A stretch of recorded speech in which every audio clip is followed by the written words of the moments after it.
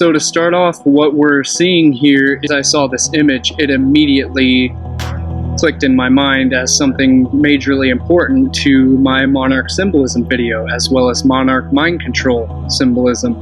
But what we're looking at is a cross image of the human brain during a CT scan. And as we can see here directly in the center, what makes this image so significant and so symbolic is what we're seeing is literally the monarch mind control. We are literally seeing why it is called monarch mind control.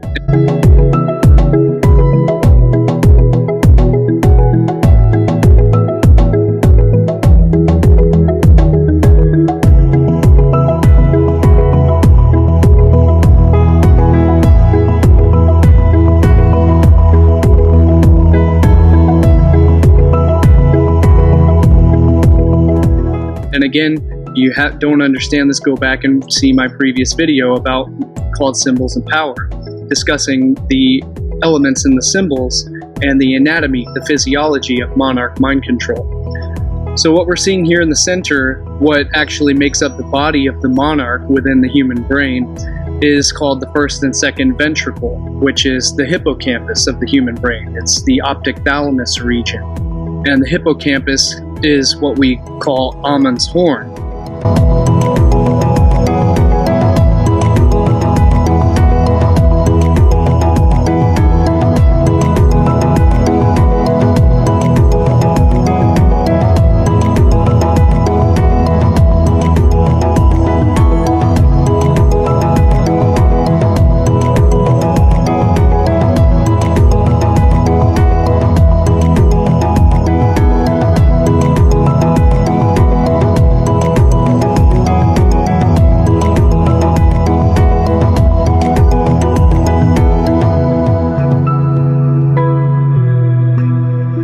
And that is what the first and second ventricle are. They make up the two wings of the monarch butterfly.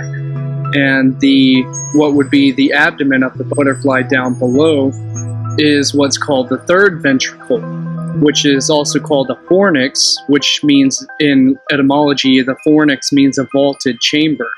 And it's called a fornix or a vaulted chamber because, as we can see, the geometry here makes up an archway or a vault. It is the vault of heaven.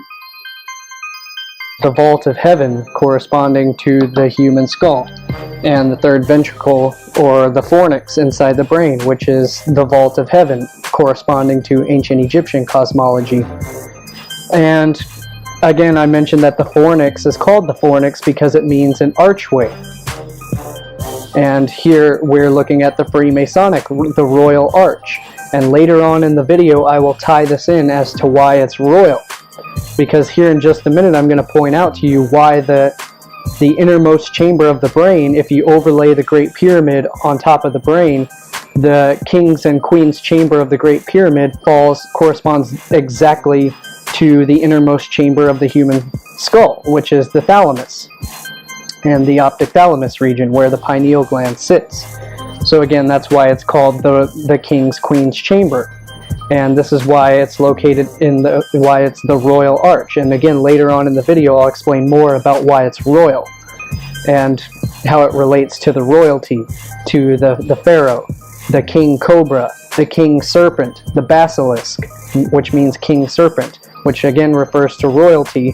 So I'll cover that in depth again later on throughout the video. And the third ventricle is where the pineal gland is located, as well as the pituitary gland. And the pineal gland is obviously what we know as the third eye. So this third ventricle here is where we find the third eye, the third ventricle, the third eye, the vaulted chamber. And this is vaulted chamber, the fornix, is what if we place the image of the Great Pyramid directly over the human skull and line it up geometrically, this vaulted chamber, this third eye, this third ventricle, this fornix chamber directly corresponds to what's called the king's and queen's chamber within the Great Pyramid of Egypt, of Giza. And so it's also what corresponds in biblical theology as Solomon's temple, the Holy of Holies. the innermost chamber. And this monarch image here, the hypothalamus, the optic thalamus region, is also where the Ark of the Covenant. The Ark of the Covenant, meaning an archway, as in the fornix, the vaulted chamber, the vault of heaven. The two wings of this monarch, the two wings correspond to the two cherubim, which guard the Ark of the Covenant, which are two sphinxes, whose wings are touching.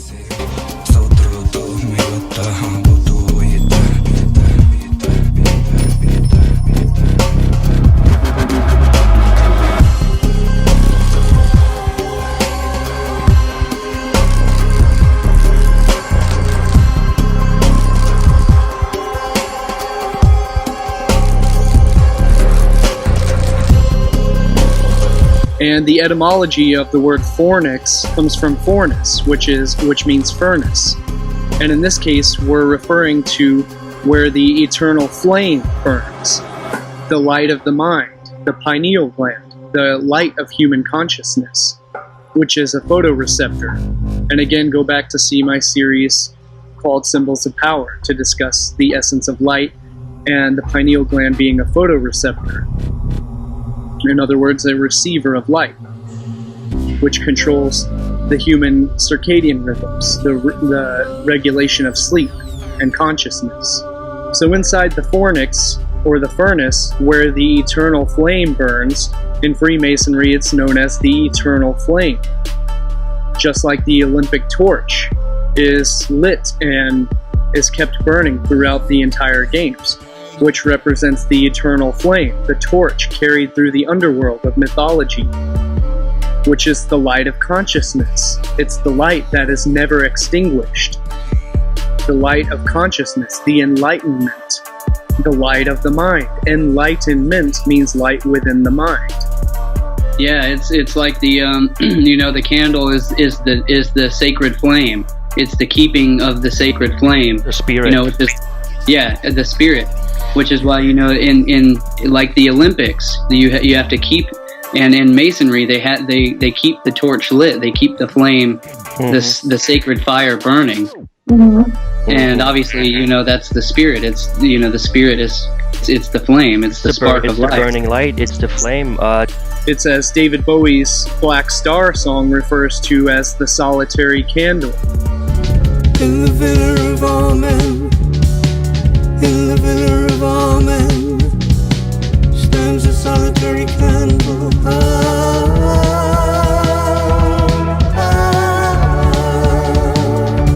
At the center of it all, at the center of it all,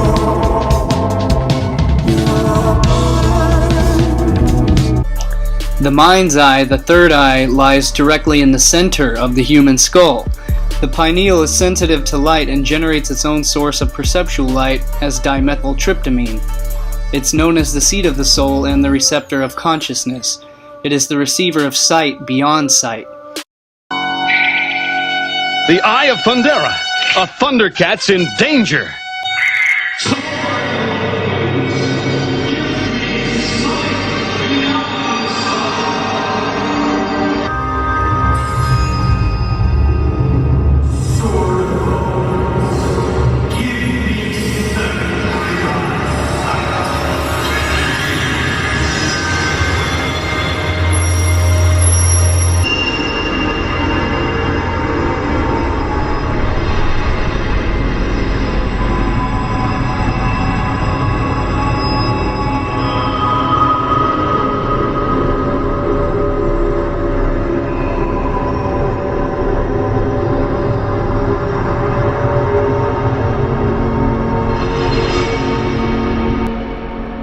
The wavelength beyond the visible light spectrum of far infrared to ultraviolet.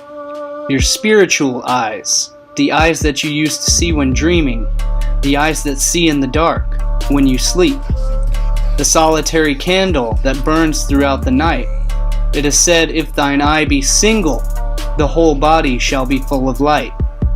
And notice how it's called the Villa of Ormond, which, when he says it in his English accent, sounds exactly similar to the Villa of Amen, which, as I've covered in one of my previous articles, the villa of Amen of the human skull, the foramen being a hole where the nerves pass through. So it's the chamber of Amen, the solitary candle, the eternal flame, the light within the mind, the torch that bears through the underworld, the torch that is lit to carry through the underworld, to guide the passage through the underworld, to guide the way through death and into rebirth and eternal life. And the word fornix is where we get the word fornication, because a fornix was also referred to as a vaulted chamber. In other words, it was linked and related etymologically to a brothel, or in other words, a place where you go for fornication. But in ancient times, which was known as sacred sexuality. So this vault, this arched chamber, this arch of heaven is also where we, linked to Freemasonry, is where we get the arch. And at the direct center of that arch, the most crucial component of the arch is the key, what's known as the keystone. And this next image that we'll take a look at is created to illustrate that the pons, which connects to the optic thalamus in the human brain, identically corresponds to the ancient hieroglyphic depictions of the deity called Ptah, or Ta, if you use the silent P, Pitta, which was phonetically pronounced Pitta, and I'll portray how it's more than just iconography and images or images that connect Ptah as the ophthalmos. In Egyptian mythology, Ptah, vocalized again as Pitta in ancient Egyptian, is the demiurge of Memphis, the god of creation, the arts, fertility, and craftsmanship. He is considered the demiurge who existed before all other things, and by his willfulness thought the world into existence. It was first conceived by thought and realized by the word. Pitta conceives the world by thought of his heart and gives life through the magic of his word. That which Pitta commanded was created, with which the constituents of nature, fauna, and flora are contained. A document known as the Memphite theology shows the god Pitta responsible for creation of the universe by thought and by the word. And it's funny how this directly links to the Genesis creation story, long predating the Genesis creation story. The demiurge is from Latinized Greek demiurgos, literally public or skilled worker, the deity of craftsmanship, artisan. Demiurgos comes from demos, meaning common people. See demotic plus orgos, meaning the root word ergos, meaning work, which is linked to the etymology of the word organ. So the pineal gland and the pituitary gland are both organs, which does work. Hence the word ergos, as in demiurgos, or a small organ, which does work. So the pituitary gland is also linked to pitta, pituitary, pitta, a small organ which does work. This is an excerpt from Antoine Gigol's Crown and the Hero of the Sea. All this is leading us to the rudimentary eye in the human brain. The pitta linked to the word ophthalmos. Ophthalmos is ancient Greek meaning eye, as in the all-seeing eye, the pineal gland. The pitta that Iamblichus is writing about in his book De Mysteris Egyptorium, as the creative intellect, the Lord of the truth and knowledge, the pitta who will become pitta. All the past and all the secrets are in the words and the sounds. A long journey from the origins for the most sacred artifact of Egypt. The word ophthalmos, secularly described as being from the root words ops, meaning eye, see optic. A form related to thalamus, meaning inner room or chamber, or in other words, the third ventricle, the innermost chamber, the Holy of Holies.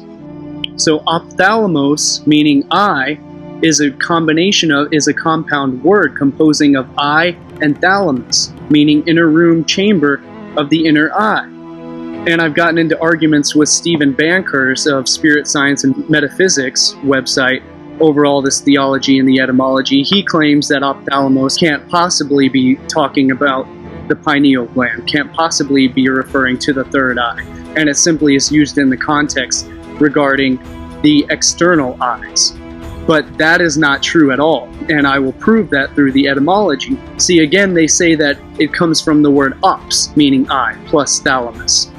They would have you believe that ophthalmos is a compound word of ops plus thalamus, but that's not the case at all.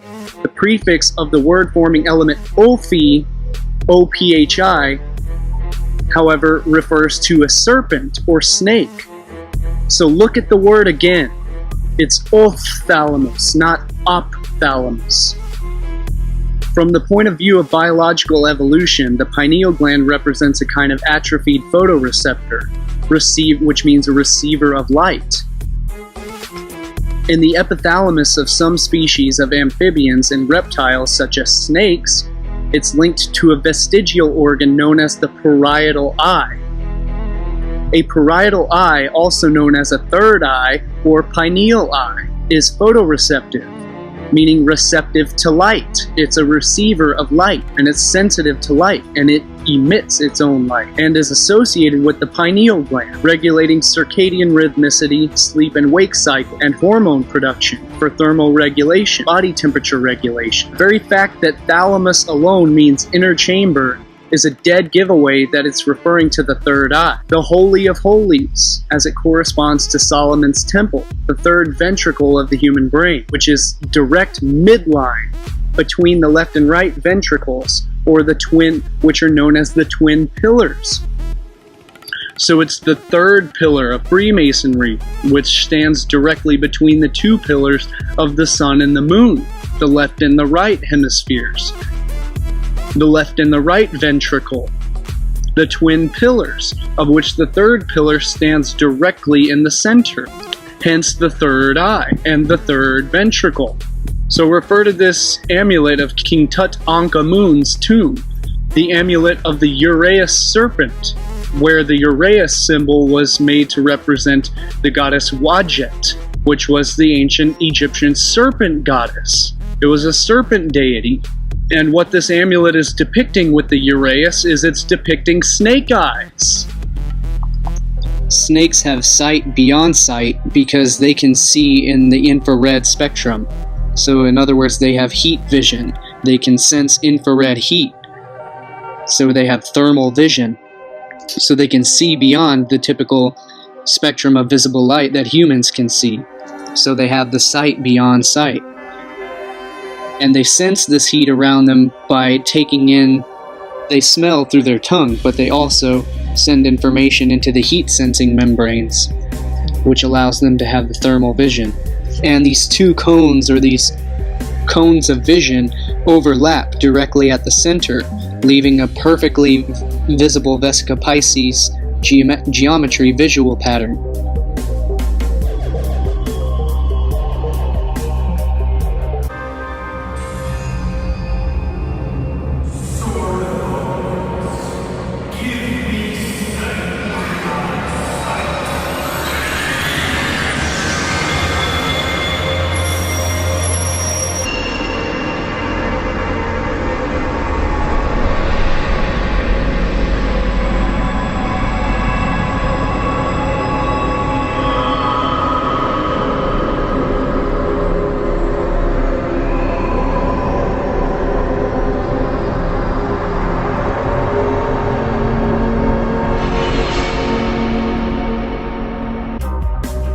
The eye of the snake, the third eye, the all-seeing eye, the parietal eye, a vestigial remnant of the reptilian anatomy, the reptilian physiology, which the human brain is segmented into three main segments. You have the pons, or in other words, the brain stem, which regards to survival and direct basic needs, and then you have the midbrain, which relates to emotions, and which is the mammalian brain, which relates to emotions and temperature regulation and hormone production. And then you have the newest development of the brain, which is the neocortex, which is related to higher thinking and higher cognitive abilities, rational functioning, problem solving.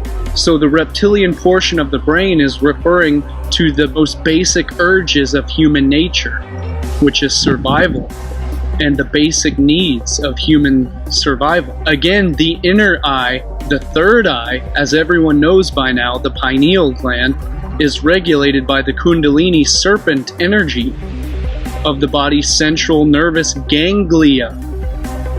In other words, gangs or networks of glial cells, of glia, which are neural cells, which represents enlightenment, or in other words, light within the mind. The serpent energy represents life, rebirth, fertility, divinity, and royalty, as shown by the basilisk, which means king serpent, which comes from the root word of basil, which means king or royalty.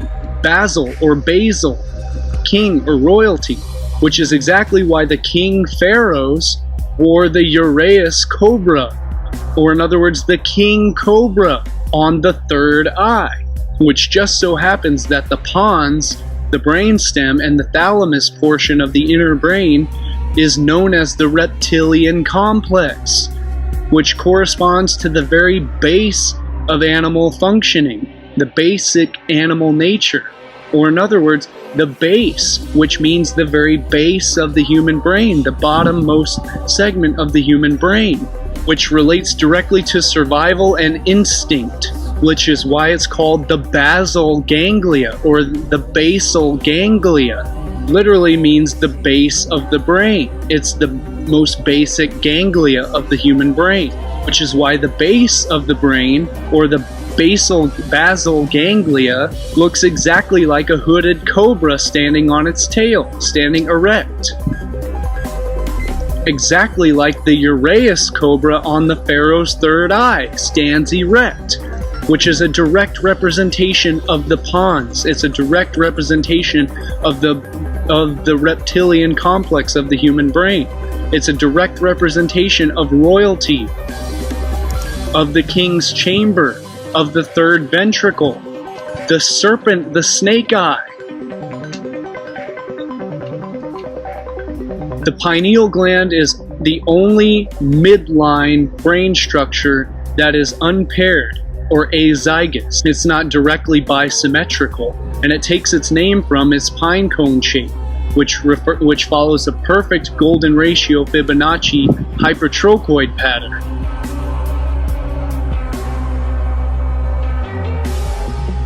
Which is the fundamental basis of magnetism and every form of function in this universe.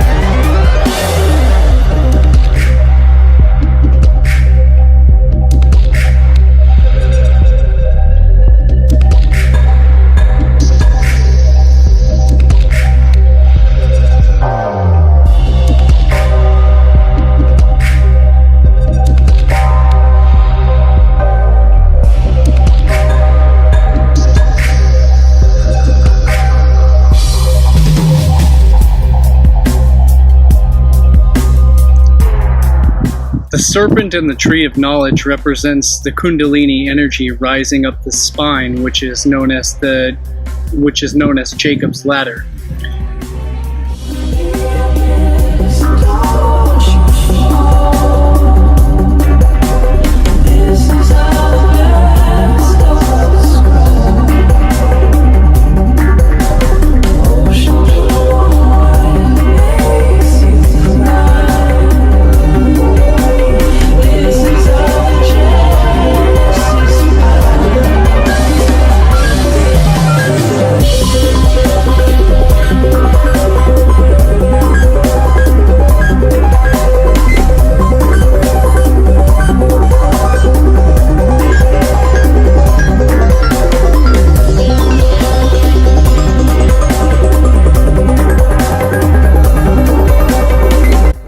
humans have 200 or so bones, but we only have one bone that is considered the holy bone, the sacrum. However, all bones are holy. All bones are also full of holes, or holy, which in medical terms are called foramen. They are foramen. The word sacrum means sacred in Latin, and it lives on in English anatomy as the name for the large heavy bone at the base of the spine, which is the sacrum, also called the spade. The Romans called the bone the os sacrum, which literally meant the holy bone, and the Greeks termed it iron ostion, the same thing, the holy bone. Several schools of thought exist as to what makes this bone so sacred, including the following. Temple, in Greek, airon, meant not only sacred but also a holy place or a temple. Hiero, as in hieroglyphics, which means holy symbols, which means sacred writing, sacred images, sacred glyphs. So again, in Greek, hieron meant not only sacred but a holy place or a temple. It was the holy place in the sense that within its bony cavity lies the female ovaries and uterus, thus her sacred organs of procreation, her holy of holies. Thanks to its great size, the sacrum is usually the last bone of a buried body to rot. The ancients thus may have believed the sacrum to be the focal point around which the body could be reassembled in afterlife.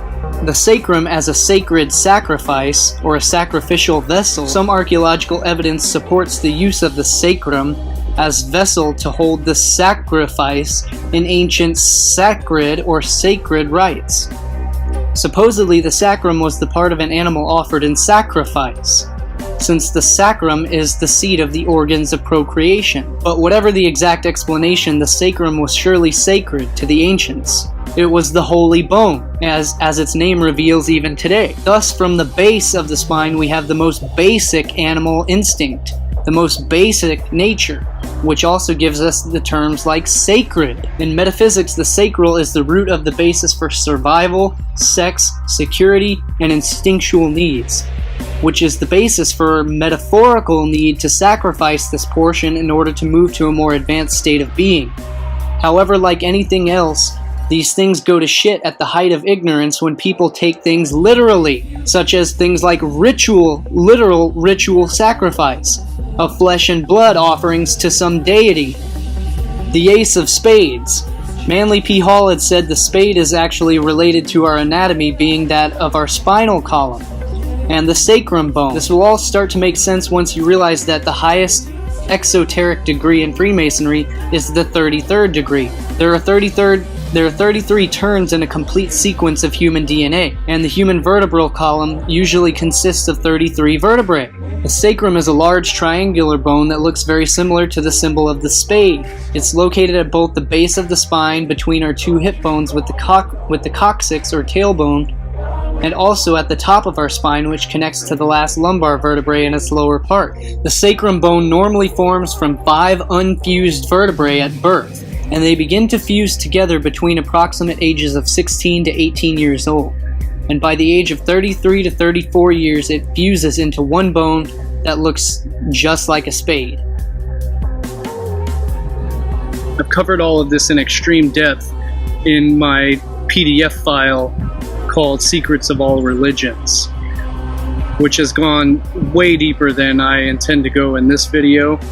And at some point I intend to make a complete comprehensive video compiling all of that information into video format, but that's going to require it's going to take a long time. It's going to require a lot of work and a lot of editing to compile that video together.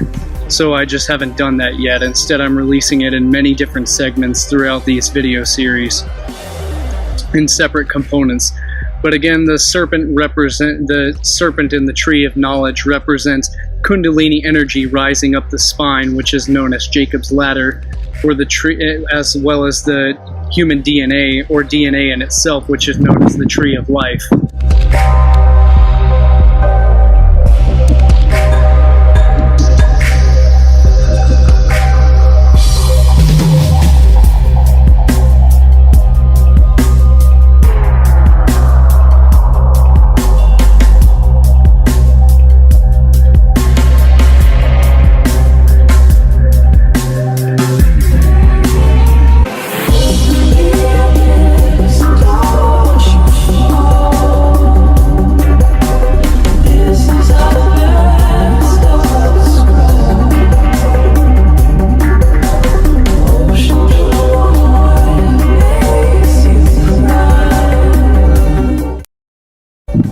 corresponds directly geometrically to other mathematical formulas and Fibonacci sequence in nature, which is what trees follow as well. So in other words, other trees as being the tree of life, in other words, fruit trees being the tree of life as well, which is the tree of knowledge of good and evil.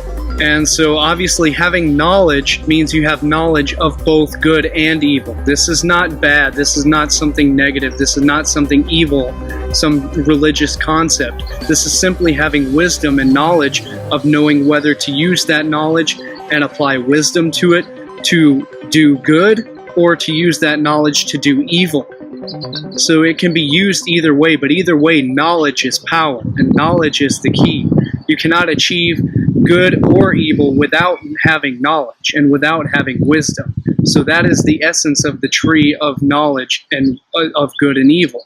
And all of these ancient depictions of archetypes trampling the serpent, or standing on snakes, or wrestling or grasping, or wrestling with snakes, or wrestling with serpents, slaying the dragon, simply represents having control over your kundalini, your sexual energy. It means being the master of your own energy.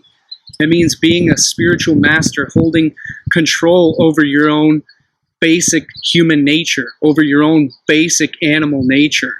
It means rising above your basic sexual urges and applying the light of the mind to that. It means having control over your basic urges, having control over your instincts.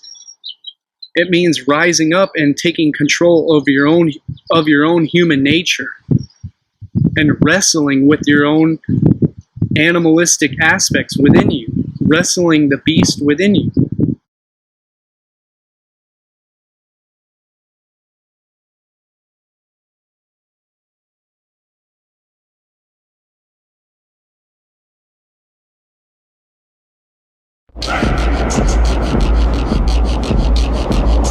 Remember, walk without rhythm and we won't attract the worm.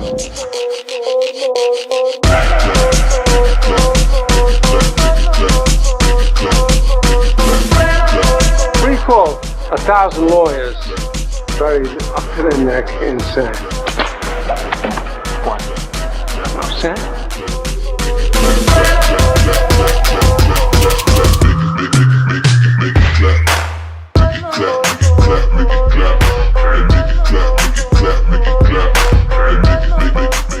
The Sun Snakes are with me. He told me he smuggled Jamie Lannister into Dorne. Who's that?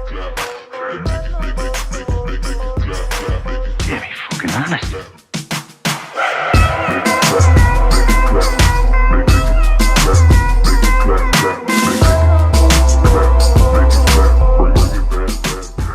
Only one God can save us, but not without his eyes.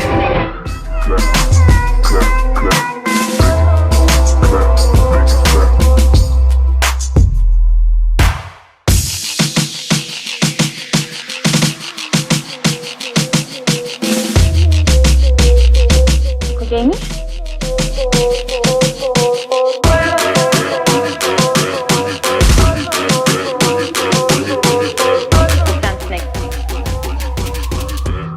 That's a storm.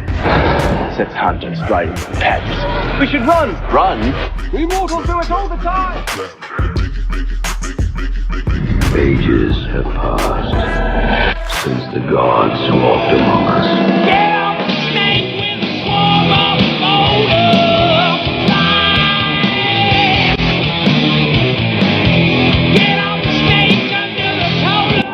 Sugar, do we have one sign? Close your eyes. You see the snake. Moses. Oh! Kiss this I must not fear. Fear is the mind killer. But to kiss it without fear, it'll take us through the garden. A dream where you see yourself standing in sort of sun god robes on a pyramid with 1,000 naked women. Ride the snake.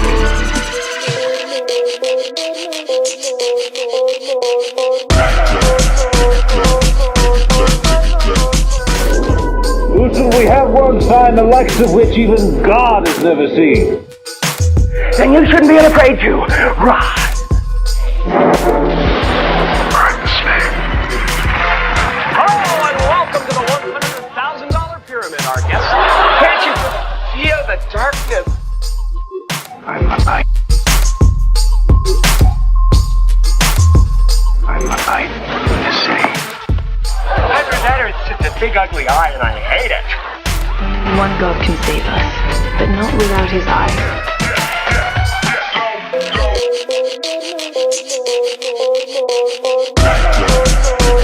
Through the all-seeing eye. Snake eyes. You got snake eyes! A snakeskin jacket!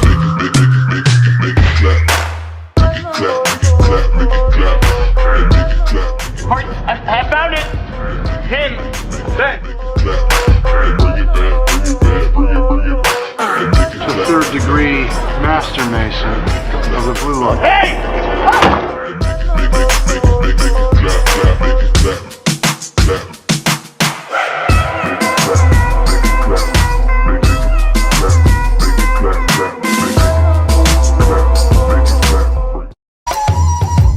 These are all archetypal, allegorical, deeply symbolic messages, deeply symbolic stories being told over time. So this is not about simply something being good or evil. It's about having the knowledge of the human physiology, the knowledge of the spiritual technology, and the knowledge of nature, and the wisdom and of the patterns of nature and the functions of life, in order to either do good with that or to use that in order to hide that away, to stash that away, to hide it, to keep it for yourself in order to do evil over other beings, to hold that knowledge and to either do good or evil with it. That's simply all it is right there.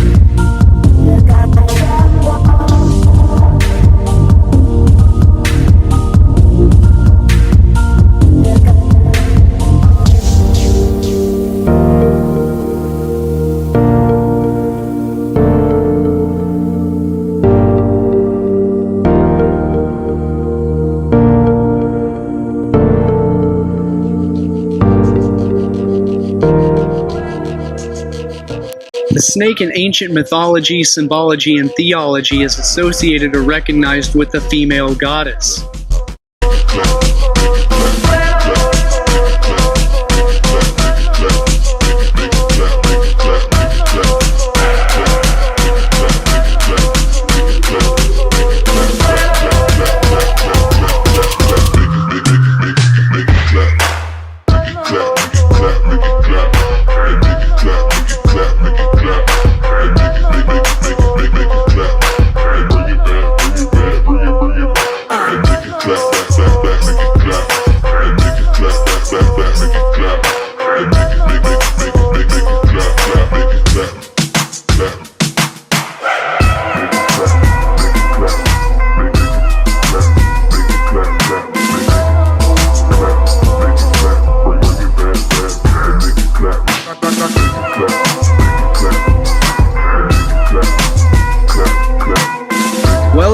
male aspect as well. And the snake is a symbol of both the male penis, the male phallic energy, as well as the female energy. And this is the archetypal serpent goddess. This is why we always find the archetypal dragon queen or the drag queen, which is exactly why the drag queens of Hollywood and its magical druidic order always show you the dragon queen, the mother of dragons. The serpent goddess represents the Kundalini energy. The Kundalini energy comes from the etymology of kunda, which comes from kunta, kunt, kunt. The etymology of kunt, meaning goddess, queen. The only word representing the entire female genitalia, and not just one specific aspect of it. So Kundalini comes from kunt, as well as lini, line, ling, lingam, which all refers to the phallic line, the phallic, the pillar, the lingam, the line.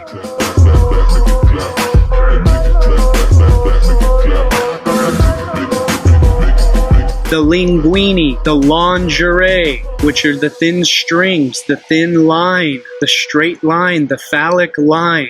The lingam, which is the linguistics, the tongue. How the tongue relates is directly linked to the lingam, which is the penis, which I will cover further on as we get deeper into the anatomy of as above, so below the belt, relating to how what is above the belt is directly a representation and a reflection of what is below the belt, as far as glands and organs are concerned, and physiology. So kunt comes from female genitalia, Old Norse kunta, Old Frisian, Middle Dutch, and Middle Low German kunta, from Proto-Germanic kuntun, a link to Latin cuneus, meaning wedge, as in cuneiform, which was a language using specific wedge shapes to create the alphabet. As it's no mystery that the female vagina is known as the wedge. It's the female delta. It is the downward-facing pyramid, the female delta. Tradition said the triangle was the primordial image of the female triangle of life. It was known as the Kali Yantra, representing Kali as Kunti, or as the Yoni Yantra, or the sign of the vulva. In Egypt, the triangle was a hieroglyphic sign for a woman, and it carried the same meaning among the gypsies, who brought it from their original home in Hindustan. In the Greek sacred alphabet, the delta, or the triangle, stood for the holy door, the vulva of the all-mother Demeter. Most ancient symbol systems recognize the triangle as a sign of the goddess's virgin mother crone, Trinity, and at the same time as her genital holy place, the source of all life. The triangle represented the virgin moon goddess, called Men Nefer, the archaic deity of the first mother city of Memphis, of Egypt. The triangle everywhere connected with the female trinity and a frequent component of monograms of the goddesses. To the Gnostics, the triangle signified creative intellect. The Sinai Peninsula, which is known as the Fertile Crescent, the female's fertile crescent.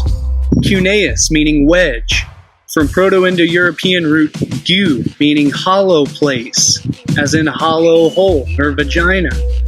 From Proto-Indo-European gwen, which is the root of the word queen, related to Greek gyna, meaning woman, hence gynecology, the study of the woman, of female anatomy. And you are Gina? Gina! Hey, what's up?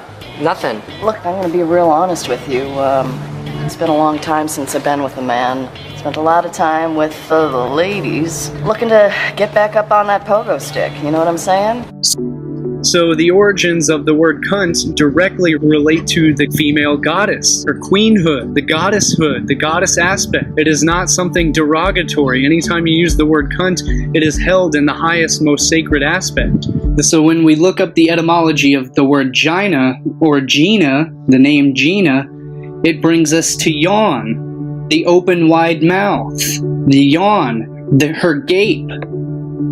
From Jin, Old Norse Gina, to yawn, Proto-Indo-European guy or gay, to yawn, gape, to gape, the yawn, to gape, be ajar. So this is why we're talking about her yawnin, her yoni, the yoni, the yawn, the open mouth, the gape, her gina.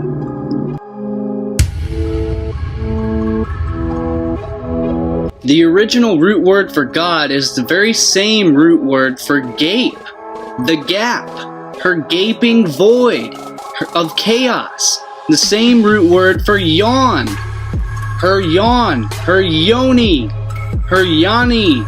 The same root word for chaos of ancient mythology, which is the goddess of the deep abyss, of the black abyss, the serpent goddess of the deep waters, the kraken, Tiamat.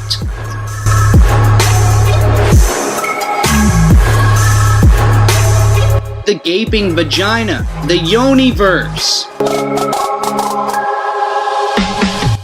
Gyu, meaning hollow place, her hollow holy hole.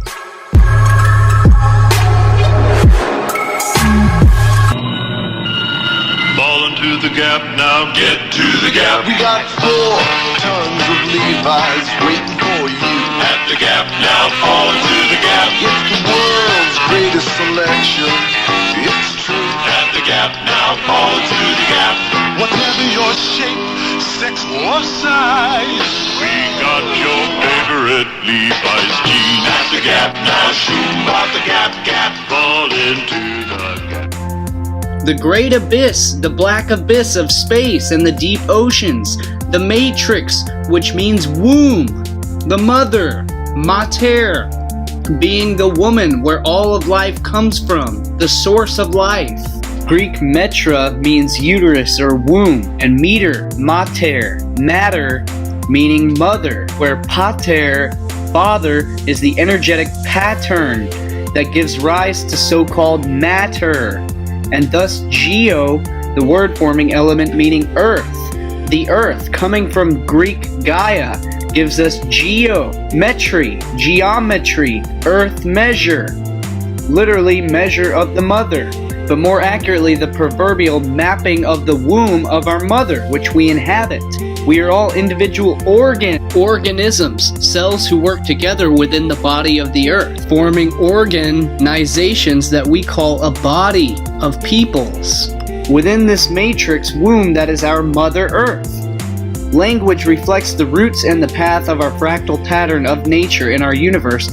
How that which we call God, most refer to as a man, just shows us that we are cells that make up a larger organism called Earth, which is itself just a living cell that makes up a larger organism called a galaxy, which is also a feminine word which comes from geo, galactose, meaning milk, which is why we have the Milky Way galaxy. Source or origin, from mater, genitive matrice, meaning mother. Chaos, gaping void, abyss, that which gapes wide open, is vast and empty. From Proto-Indo-European root gyu, to gape or yawn.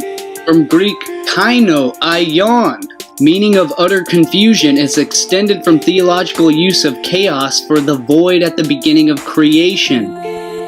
The Greek for disorder.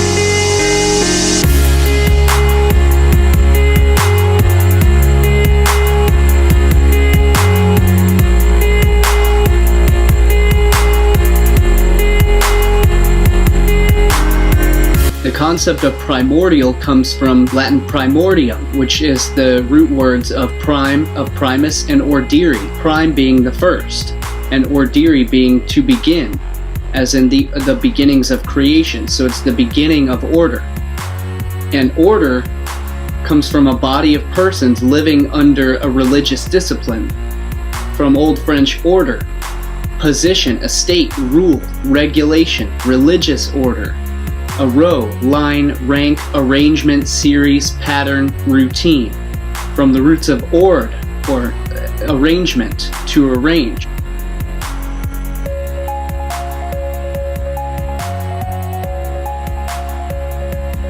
Nominative ordo, which is the source of ordiri, to begin to weave, comparison with primordial. And this will make further sense towards the very end of the presentation, when again I mention the order of the universe and the weaving of the universe at the primordial creation. Hesiod's Theogony, who described chaos as the primeval emptiness of the universe, begetter of Erebus and Nyx, the nighttime, and in Ovid's Metamorphosis, who opposes chaos to cosmos, the ordered universe, meaning orderless confusion. In other words, out of order. In other words, ordo ab chaos. Order out of chaos. Cosmos out of chaos. Because it's the original matriarchy. The matriarchy behind the patriarchy. Out of order, order comes out of chaos. And again, the very same root word for chaos is the same root word for God, call or invoke. From the root gu, to pour a libation, source of Greek kine, to pour. Linked to geyser, meaning to squirt, to gush, to pour, also from Proto-Indo-European gu. The gape, the gush, the pour, the Milky Way galaxy. The dark rift in the sky, which appears as the geyser spewing the sacred milk from the mother Gaia into the Milky Way galaxy of the dark mother, of the dark womb. The dark rift. A rift is a rip. A rift is linked to rip, to tear. A split, act of splitting. A cleft, a rift, a rip, a breach. This is the act of splitting open the sacred goddess, splitting the goddess in two, splitting the waters into two. The Kraken is the giant sea monster which comes from the deep. In mythology, the Cetus, the giant sea monster, comes from the crack at the bottom of the ocean. These stories in these Hollywood movies, Homer's The Odyssey, all of the sea monsters, they come from the crack in the earth, the crack of the abyss. So, and Kraken literally comes from crack. Crack and Kraken are literally etymologically linked. From Dutch kraken, crack. And to crack is to make a sharp noise, as in cracking the whip. The Kraken comes from root word of crake, which is a pole, a stake, or a post, or in other words, the phallic, which pierces the feminine, the phallic, which pierces the serpent monster. It penetrates the serpent monster, it penetrates the sea monster, the phallic and the feminine, the act of sex, of slaying the dragon, of slaying the serpent sea monster goddess. So the Kraken is literally the crack in the earth. The crack in the earth which the sea monsters escape. The Cthulhu, which comes from the crack deep within the earth. The giant squid, the squid monster, the octopussy. Release the Kraken!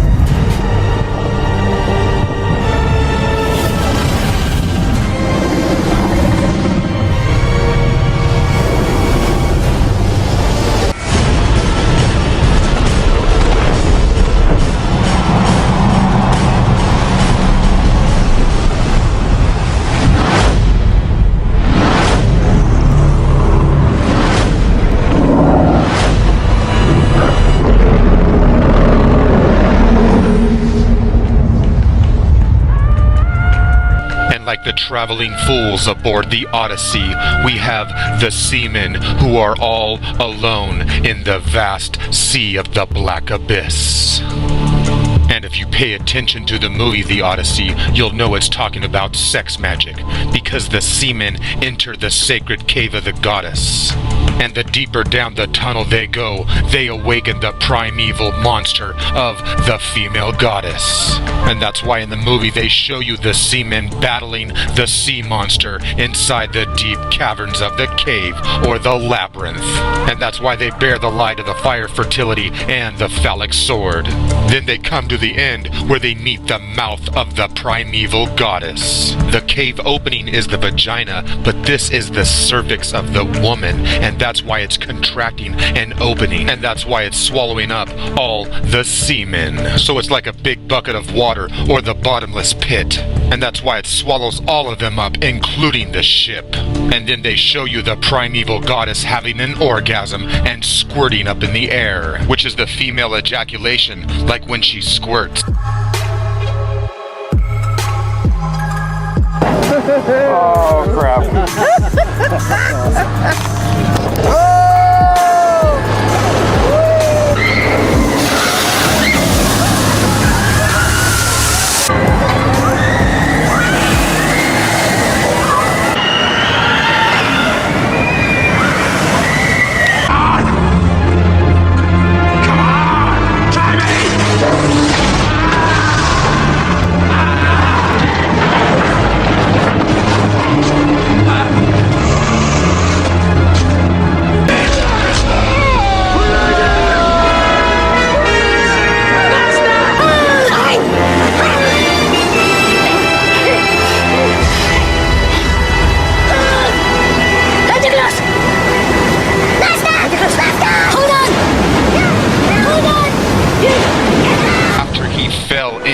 He began to swim to the primordial mound of the goddess.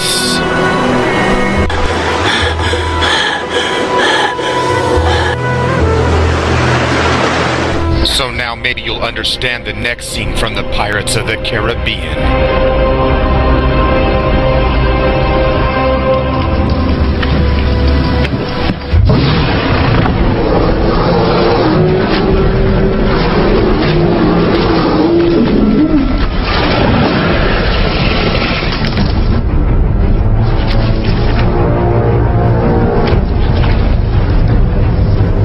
So bad? Oh.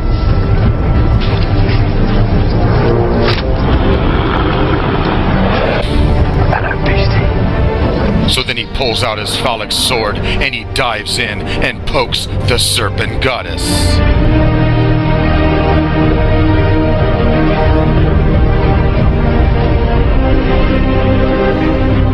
So the goddess vagina of the sea monster swallows the semen. And before I forget, why do you think that the Kraken is always portrayed as an octopus? Because like I said before, that's the mouth of the vagina, and that's why it's called an octopus, because the gap or the slice looks like the mouth of the vagina. And of course they shapeshift or camouflage. So the Kraken represents the primordial goddess of Tiamat, the primeval goddess who gave birth to the 11 guardian monsters. And remember that all the Dragon Slayer movies are about the slaying or the slicing in half of Tiamat, who was cut in half, sliced open or diced in two, like the slice of the moon goddess, or like when you slice open and split, which gives us the slice of the female slit, which is the sacred black cave or hole from which all life is born and all life is killed. And that's why they tell you that esoteric wisdom is belonging to an inner circle. So let's take a look at some splitting open and some gaps and holes.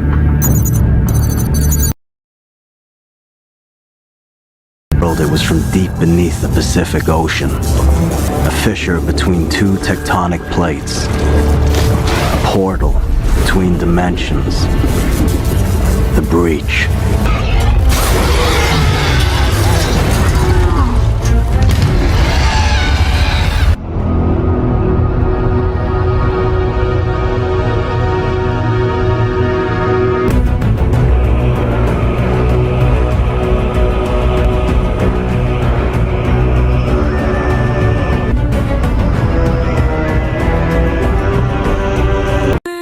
The Semitic Old Testament creation stories come from the earlier Semitic, Sumerian, Assyrian, Akkadian, and Babylonian creation stories, of which Tiamat is the primordial goddess of the ocean, of the deep abyss, the primordial serpent goddess of the dark, deep abyss, mating with Absu. So Tiamat is the goddess of the salt water, of the sea, the ocean, mated with Absu, the god of fresh water. She's the symbol of the chaos of primordial creation. She represents the beauty of the feminine depicted as the glistening one. It is suggested that there are two parts to the Tiamat mythos, the first of which Tiamat is a creator goddess through a sacred marriage between salt and fresh water. These themes of the Old Testament of the creation stories, which come from the further Egyptian creation story of the primordial mound of the waters of the abyss, are about the two waters. Again, the waters of above and the waters below. It's all about the two waters, the salt water and the fresh water. She peacefully created the cosmos through successive generations. In the second Chaos Kampf, Tiamat is considered the monstrous embodiment of primordial chaos, the female principle of a watery creative force, with equally strong connections to the underworld. And this is the separation of the waters from above, the heavens, the sky waters, the fresh water, the rain, from the waters that are below, the salt water, the oceans.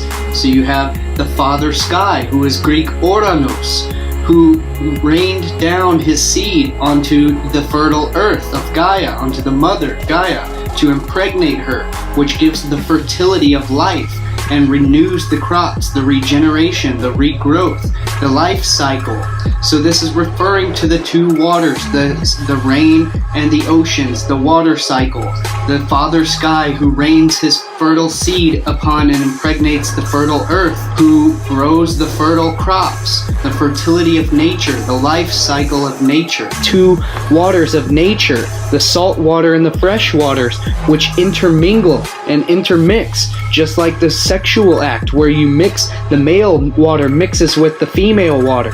The mixing of these waters, the sexual act, the splitting of the goddess into two, the dividing, splitting her open like a seashell. And as I've covered in all my previous videos, the seashell is the symbol of the goddess, the vagina, the split, the gape, the gap which divides in two, the split. So all of these mythological stories, the creation stories of the male who slays the serpent, the female serpent goddess, the dragon goddess, the male slaying the dragon, it's all about the sexual act. The male who slays the goddess all night long, he slays her. And this is exactly why Moses divides the two waters, splits the waters with his hard staff. He splits the sea so his Israelites can travel through the Red Sea to the promised land of flowing with milk and honey, which I will touch on later at the end of the presentation. Marduk slicing Tiamat in half, made from her ribs the vault of heaven and earth. Her weeping eyes became the source of the Tigris and the Euphrates rivers, the two rivers which form the Fertile Crescent, the female's Fertile Crescent, between the two waters which are divided. Marduk slicing Tiamat in half, made from her ribs the vault of heaven and earth. And from this her tail became the Milky Way, the serpent tail of the Milky Way, which, as I will show here, the Milky Way, the dark rift, the gape, the gap, the gaping void of the great goddess of the womb, of the sky, of the abyss, is also the serpent goddess, the Ouroboros, the serpent eating its own tail, the rainbow serpent, which lies above. In Chaos Kampf, the motifs of other mythologies linked directly or indirectly to the Tiamat myth, including Greek tradition of Apollo's slaying of the python. And this ties in exactly to the Greek mythology, which comes from the Egyptian mythology, the bark of Ra, who battles with the serpent monster Apophis, the chaos monster, in order for the rule of the cosmos, the order to emerge from the chaos of the cosmos. In the Greek myth of Zeus battling the serpent monster Typhon for the rule of the cosmos. When Zeus slays Typhon, the serpent monster of chaos, and defeated, Typhon is cast down into Tartarus by the angry Zeus. The serpent water god Typhon, where we get the typhoon, the water storm of destruction. Hercules, who slays the Hydra. The clash of the Titans, referring to the primordial chaos, a cataclysmic era in the past of when the planets were according to Immanuel Velikovsky, were worlds in collision. The planets were in conflict, and vast electrical discharges being emitted between the two, the time of great cataclysm. And this relates to the field of cymatics, which is the sound resonance, where particles within a medium will vibrate at specific rates, at specific frequencies, and will achieve exceedingly increasing rates of higher order. But those periods of order have to transition through periods of chaos. And this is likely what happens in planetary solar systems throughout the universe, is when they enter energetic resonances of higher order, the particles, the planets within this medium will engage through periods of chaos until they achieve higher magnitudes of order or higher structure of order through those periods of chaos. The name Tiamat is a cognate for the word sea. Tiamat has also been claimed to be cognate with the Northwest Semitic Tehom, meaning the deeps, abyss, in the book of Genesis. Robert Graves considered Tiamat's death by Marduk as evidence for his hypothesis of an ancient shift in power from a matriarchal society to the later patriarchal society. Graves' ideas were later developed into the Great Goddess theory. Theory suggests that Tiamat and other ancient monster figures were presented as former supreme deities of peaceful, woman-centered religions that were turned later into monsters when violent. In other words, they were later demonized and cast down. Their defeat at the hands of the male hero corresponded to the manner in which male-dominated religions overthrew an ancient peaceful society. In Greek mythology, Poseidon sent the sea monster, the sea serpent monster, Cetus, who was defeated by Perseus, who Perseus slayed the serpent sea monster. He slayed the kraken, the monster of the deep waters. Poseidon and his Roman equivalent, Neptune, is the god of the deep blue sea. He carries the weapon of the trident, which is used for spearfishing, and the tip of which is represented by the Greek letter psi, which I will touch on later in the presentation. Mighty earth-shaker Poseidon ruled the waves that the ancient seafarers depended upon, responsible for the destruction and the devastation, chaos and the wrath wrought by the sea, oceanic destruction. Shiva is part of the Hindu holy trinity of the creator, preserver, and he is the destroyer. Shiva is the phallic principle. In his fierce aspects, he is often depicted slaying demons. So he is the male phallic aspect of the Holy Trinity, the destroyer who slays the demons, and slaying the serpent principle in the sexual creation and destruction, because the act of sex can be used for either protection, creation, health, and preservation, and procreation, or it can be used for destruction and control in its unbalanced, in its malevolent form. Can be used for control and domination and power over another, rather than personal power, which emerges from within through the divine sacred marriage, the sacred union.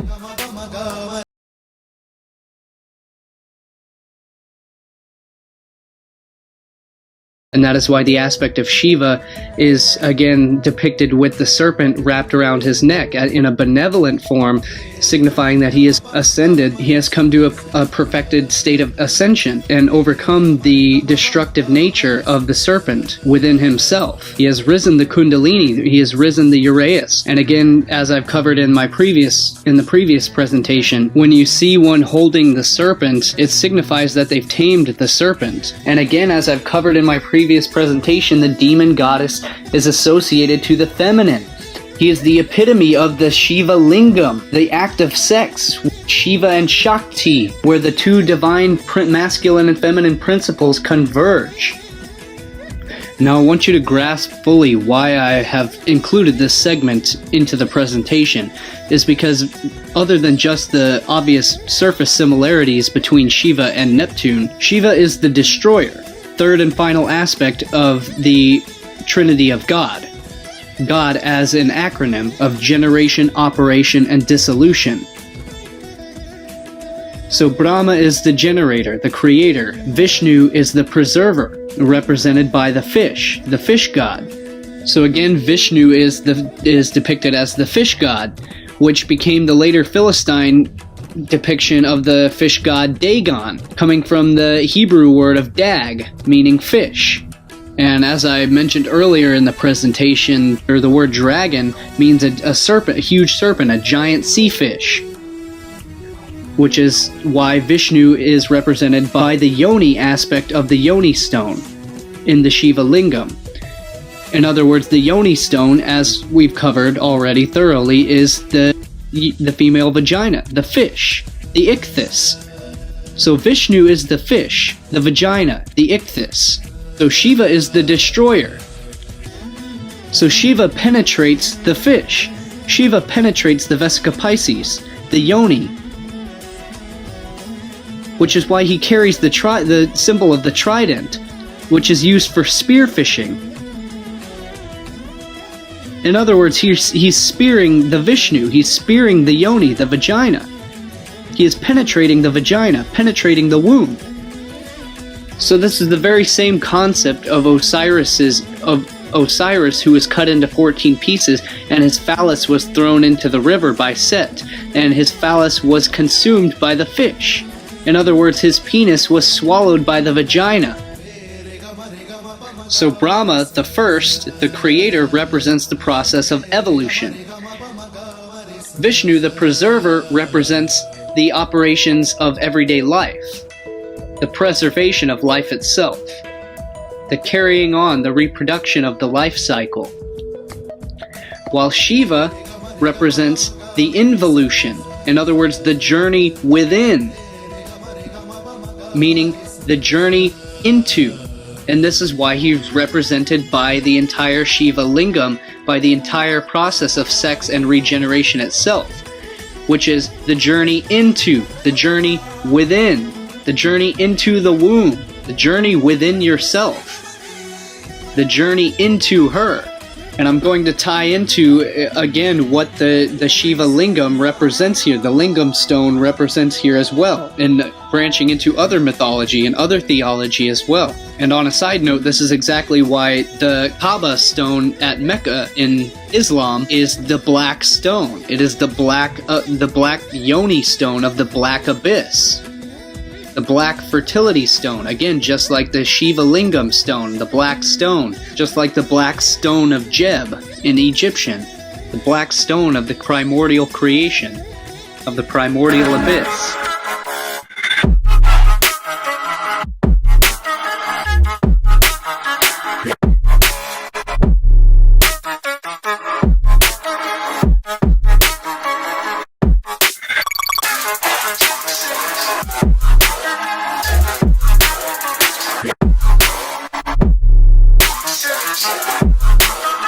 Lingam stone, which penetrates the female womb, is all about the aspect, again, of creation. The lingam stone represents the world pillar, the phallic pillar, the support structure, that which supports the supporting nature, and this represents the axis mundi, the cosmic pillar, the male aspect of creation, the support structure.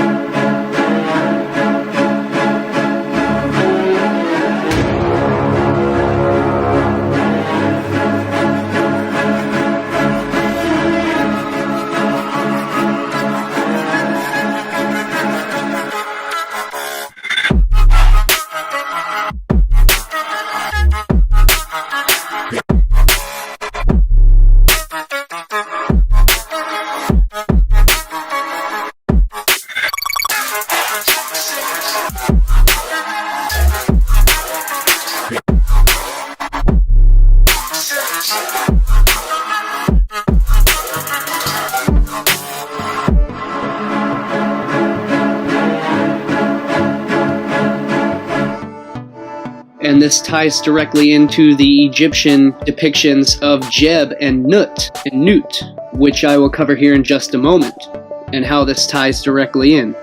The Benben was the mound of primordial creation that arose from the primordial waters Nu, upon which the creator god Atum settled. The Benben stone is also known as the Pyramidion, and it's the capstone of the pyramid, also related to the capstone, the Benben stone on the obelisk. So we're talking about the tip of the penis, which emerges from the primordial waters of the goddess. Arose out of the waters of chaos, the primordial mound of the goddess.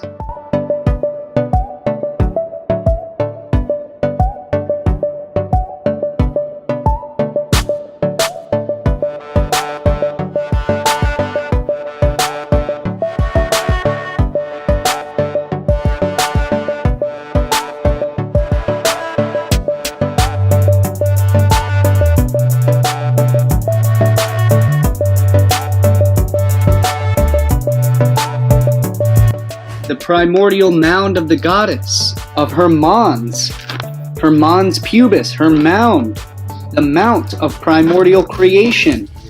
When you mount in the act of creation, this is where you mount her. And in case you think I'm making this up, mons comes from Latin mountain, used in English in various anatomical senses, especially the mons veneris, or the mons, which is also called the mons pubis in medical anatomy. The mons veneris is Latin for Venus.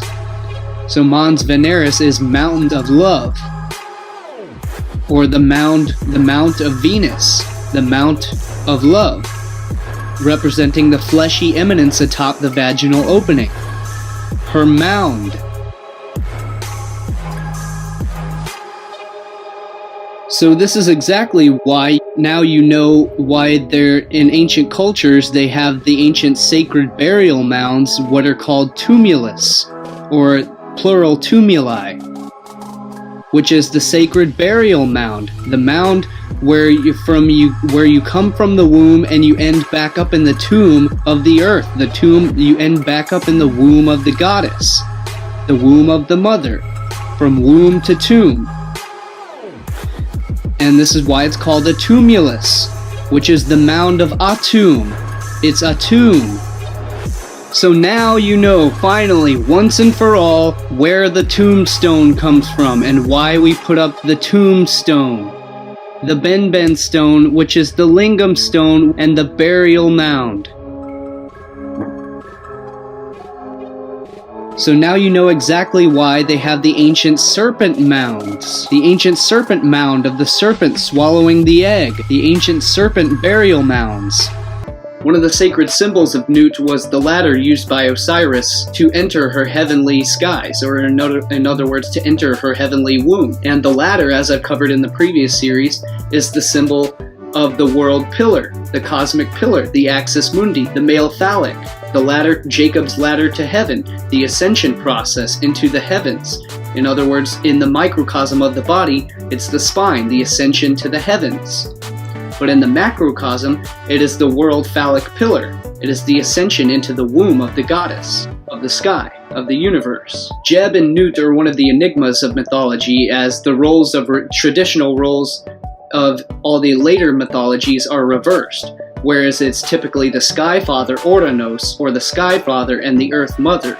But in the Egyptian cosmology, it was reversed. It was the earth father and the sky mother. The ancient Egyptian texts speak of all life pouring from the union between Nut and Jeb, or in other words, the Proto-Indo-European root for God, to pour from the heavens, to pour a libation. And this is also another direct reason why Shu is depicted as being the world pillar between the earth and the heavens, because the human body is literally the world pillar, is literally the divine connection between heaven and earth. We are the gap, we are the bridge between heaven and earth. Rainbow bridge. The Norse Bifrost, the rainbow bridge between heaven and earth. So the human body, you and I, are the microcosm of the world axis mundi, or the cosmic axis, the world pillar. the axis of the earth. The axis mundi is the connection between heaven and earth. So in other words, it's the Shushumna of the earth. It is the connection between the higher and the lower realms, between the universe and the earth, which is what each of us are. We are literally a microcosmic connection between the universe and the earth. Our feet connected to the ground and our head in the stars, what is known as the stellar man. So we are the spiritual antenna of the universe. We perceive the images and the thoughts of the universe, and we enact those thoughts through our actions. We create life. We create things with our hands. In other words, we are the organism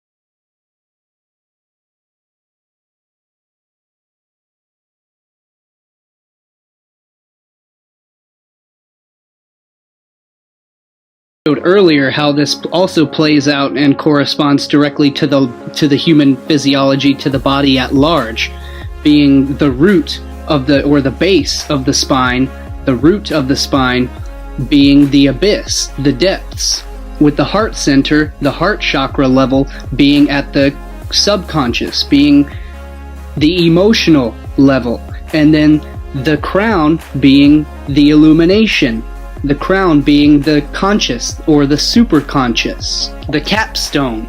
So again, how this trinity plays out through every aspect of creation, from the physiology to the psychology to the theology and the mythology to the anatomy as well. So again, this is the pattern, this is the pater, the pattern of nature and the pattern of creation.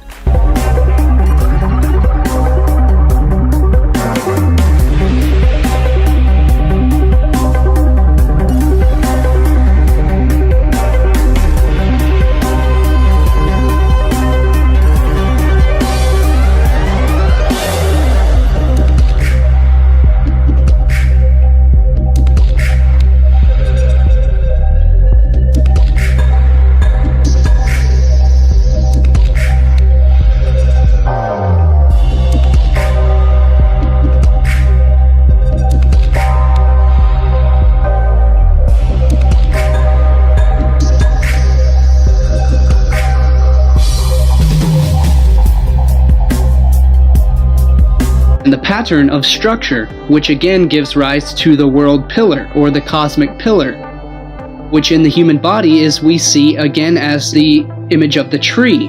And again, the tree is the trinity layers, the depths, the roots or the root or the abyss, the bottom, the base, and then the trunk being the support structure, the pillar, canopy being the branches, the illumination, the light. So you have the dark, the depths, the abyss, the underworld, ascending up into the heavens towards the light, from darkness into light, as all of nature and all of life goes.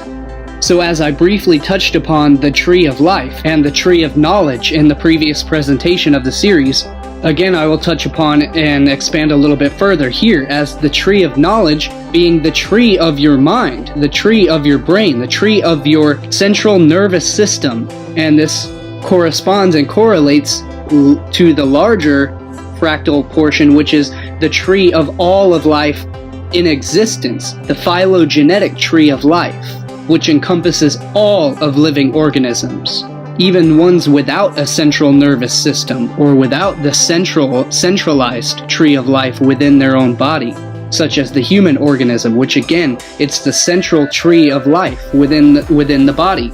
Is your central nervous system, the dendritic patterns, which a dendrite comes from the root of pertaining to a tree. And the reason for this dendritic pattern of all of nature is that all of nature in this electric universe is electric. It is dendritic, meaning it follows the tree pattern. It is electric. Semitic interpretation of the unconscious is the Sheol, the underworld. The Hebrew Bible supports the descriptions of the Sheol, which suggest that it is something more than just a place. In terms of sheer numbers, of the amount of anthropomorphic descriptions is significant. Sheol is either portrayed by means of human qualities, as in Job 26:6, Canticles 8:6 as desire, and Isaiah 5:14, or it's attributed with the elements of the human anatomy, the womb. In addition, Psalm 49:15 praises the Elohim who are said to ransom one's soul from the hand of Sheol. Proverbs 27:20 acknowledges Sheol's insatiability, whereas Isaiah 5:14 depicts Sheol as a gargantuan monster. As such, it may have been borrowed from the Hebrews and incorporated into the early belief system. What is more, some scholars argue that Sheol, understood anthropomorphically, fits the semantic complex of the other ancient Near Eastern death deities, such as Nergal, Ereshkigal, and Mot. An Egyptian, Ma'at, is the goddess of the underworld, who is responsible for weighing, judging the souls of the dead against the scales of truth. She is truth and justice. She is the scales of balance. She is Libra, the kidneys in the body, which judge the balance between the underworld and the upper regions. The kidneys are the scales of balance between the underworld and the worlds above. Libra at the direct midline, the balancing point between as above, below, and so below. So the Sheol is literally the she-hole, and this is not secular etymology here. Sheol doesn't actually come from she-hole, but it is related directly to the she-hole. It is referring to the goddess underworld, the underworld of the earth, the abyss, which is why the Sheol is a direct correlation to shale. When you look at the depictions of the Sheol, it is an oil reservoir beneath the ground. It is a reservoir of oil, which is where we get shale oil, and which is why we have shell oil, because it's an oil reserve within the underworld from the ground. So again, this is just a direct alliteration to the tomb of the earth, where we return to, the dark womb of the earth.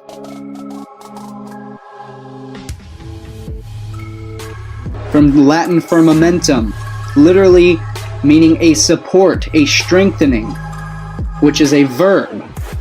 To support, to strengthen, steadfast, enduring.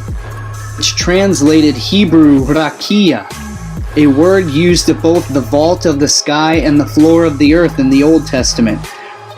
Literally expanse, from raka, meaning to spread out, as in her expanse, her gaping void, her holy hole, to spread out, spread eagle, which makes firm or makes you solid. She makes you firm, a support, a strengthening, to make strong. When she spreads out, when she spreads her expanse to you, it makes you firm or makes you solid. The firmament, which supports the vault of heaven, as I've covered in the last series, which you need to go back and understand how the vault of heaven relates to is referring to the body, the various places as above, so below in the body, the sexual regions as well as the brain and the skull, the mind. So I want you to pay attention here.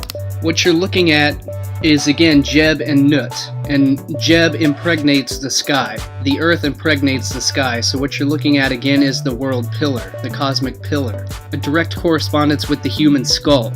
As depicted here, you have the human spine as the cosmic pillar, the world pillar, which supports the vault of heaven, the cranial vault. You have the cosmic pillar, the world pillar, which supports the cranial vault. So in other words, you have the omphalos of the world, which impregnates the cranial vault, which impregnates the sky. So you have the pillar which impregnates the sky. And again, as I showed a second ago, with the power symbol, again you have the phallic which impregnates the arch, the archway. The arch is feminine, the curve is feminine, the phallic is the pillar. So in the human body you have the diencephalon, the basal ganglia, which impregnates the neocortex, the human spine, which impregnates the vault of heaven. This is universal cosmology, the macrocosm of the microcosm within the macrocosm. This is the torus dynamic. Exact same story of a Greek mythology of Atlas, of the Titan Atlas, who is a personification of the mountains, who holds up or supports the celestial sphere. Hyginus emphasizes the primordial nature of Atlas by making him the son of Ether and Gaia. In other words, the son of space and earth, the pillar of support, the support structure of the celestial sphere above the sphere of the earth. Atlas's symbol is the globe, which is why we have the atlas, which is where we get the atlas bone of the spine, which is the atlas bone of the spine, which supports the globe of the skull, the microcosm of the macrocosm.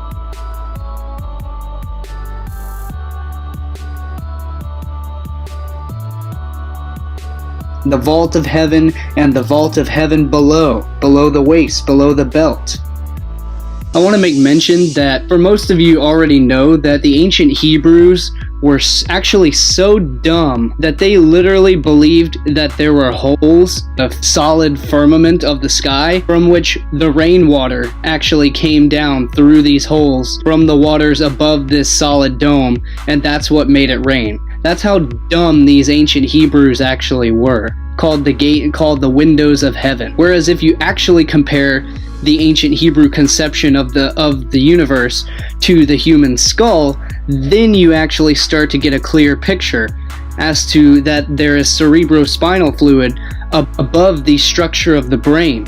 There is cerebrospinal fluid which is separated by the firmament of the arachnoid layer that divides the cerebrospinal fluid from the cerebrospinal fluid in the base of the skull, or in the third and fourth ventricles where it's produced. And so this cerebrospinal fluid circulates throughout the body, as I will mention here further in the presentation. And there are literal gaps in this arachnoid layer. There are holes, there are windows of heaven from which the cerebrospinal fluid can escape outward, and it can escape into the superior sagittal sinus. But it does not come in through these windows of heaven, it escapes outward.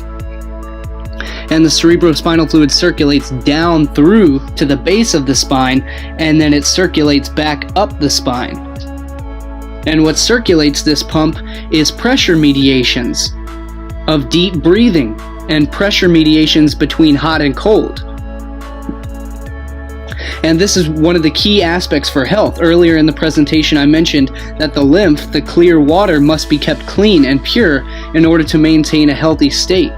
Well, the same is true for the cerebrospinal fluid. It must be kept pure, and it must be kept clean and healthily circulated. This is why stretching and meditation and exercise is so important, as well as sweating and breath work, deep breath work, because these are the only things that circulate the lymph system, the lymphatic system, as well as the cerebrospinal fluid.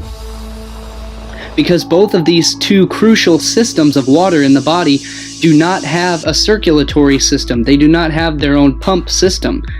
They have to be pumped manually. Snake has always been the symbol of fertility, rebirth, and renewal. Shedding of the old skin, of the old self, and being reborn into your new skin.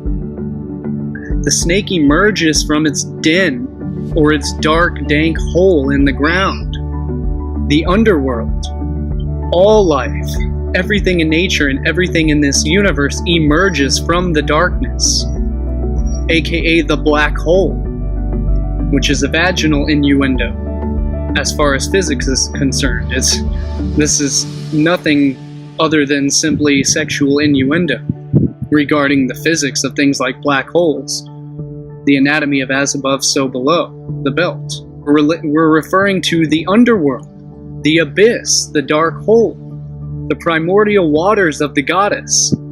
This is why the snake represents sex and fertility, because it enters in and out of the hole, of the nether regions, where it resides, in the ground, as well as in anatomy. The male serpent resides in the female hole, the female cave. Darkness represents or represents the feminine nature, because the goddess is negative in nature, and negative not as in bad, just simply negative polarity, as in two polarities, and the female is the negative aspect, the negative polarity, where the male is the positive. Electricity, you have an outlet, a male and a female outlet. The male deposits the inserts into the female outlet, thus her organs are inward. Her energy contracts. Her sexual energy is contracting. It is centripetal, meaning it sucks within, it sucks into. This is directly relating to physics and magnetism. In physics, you have centripetal convergence and centrifugal divergent forces, two forces of nature. There is expansion and contraction. Everything in nature breathes in and out in an ebb and flow. So the female energy, her essence is magnetic, as in Magdalene, as in magic. The root word of mag being female, magnetic. Her essence is water. It's cool, wet, moist. which is why she's associated with the cave, the caverns, the dark hole that leads to the underworld, to the abyss, into the ground where caves go.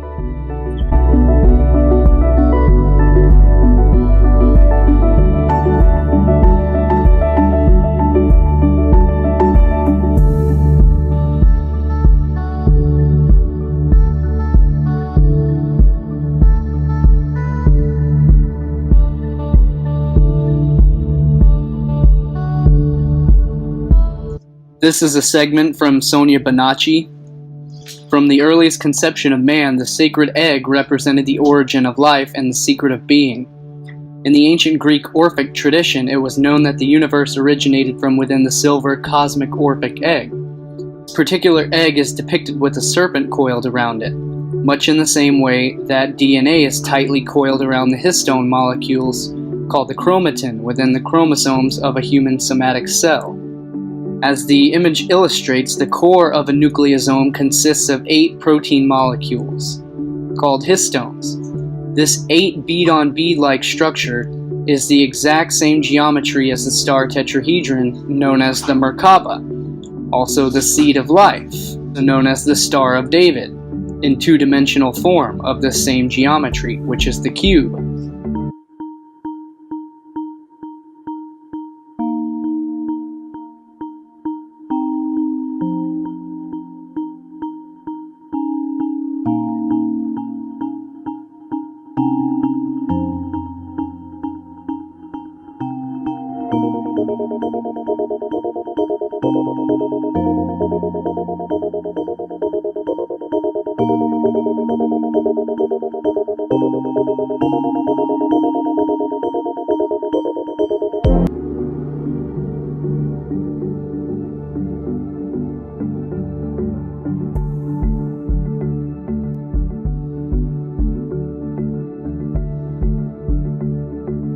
The creator god, which emanated from the waters of the Orphic egg, was both male and female, dualistic in nature, just as the Star of David, or the hexagram, consists of 2 tetrahedrons of opposite polarity spiraling into each other. So again, as I've covered, these are the 2 polarities, the male and the female. The hexagram, which is correspondingly the sexagram. It is the male triangle, upward, fire, corresponding to the female element, water, downward triangle, downward tetrahedron. And these 2 tetrahedrons, these 2 polar vortexes, these vortices, they intersect and they create the magnetism of all life. It is the structure and the fundamental foundation of this universe. It's how everything in this universe works, electromagnetically, through these twin vortices. All life moves between 2 polarities. Without opposite poles, there can be no attraction and no repulsion. Without attraction and repulsion, there can be no movement. And without movement, no life. All that lives moves between an upward spiral toward growth and purification, or downwards through deterioration and degeneration towards death. But within nature, both forces always work in cooperation with each other. It was believed that this winged god created all the other gods as above, just as the nucleosomes are entwined within the genetic blueprint required for the creation of so below, here on Earth, which corresponds to the Egyptian deity called Neph, or Kneph, which was also depicted as the winged egg. Looking at the ancient mythological and spiritual teachings of cosmology, we clearly understand we're all about and inspired by the cycles and movements of the heavens and planetary bodies above. With the aid of the electron microscope, we're now able to delve deeper within the intracellular structures of the human cell, and perhaps come to understand how these stories are reflected within the physiological processes of the human body, what we coin as astrophysiology. And again, it's the divine nature, this is the divine wisdom of the human temple. So most foundational creation myths or stories were founded upon the primordial creation springing forth from the golden egg, or the cosmic Orphic egg. The Hindus had several creation stories or creation myths, but one of their myths was that Brahma hatched forth from a golden egg. The Egyptians also had the original creation story was the primordial cosmic egg was laid on the primordial waters by the Bennu bird, which was an Egyptian rendition of the phoenix, and it became associated with the ibis, which this is actually the significance of the Vatican court of the pine cone today, which is the pine cone, or in other words, it's the acorn, the golden egg shaped, as I will cover here throughout the presentation.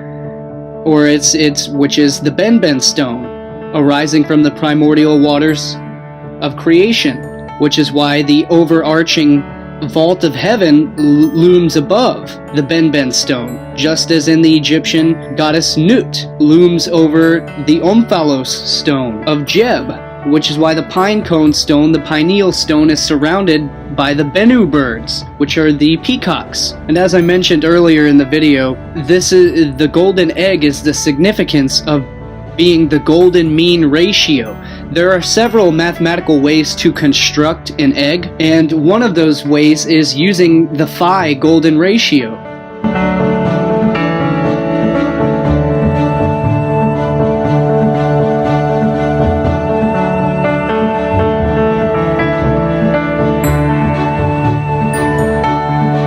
Which is the pentagonal structure of constructing the egg.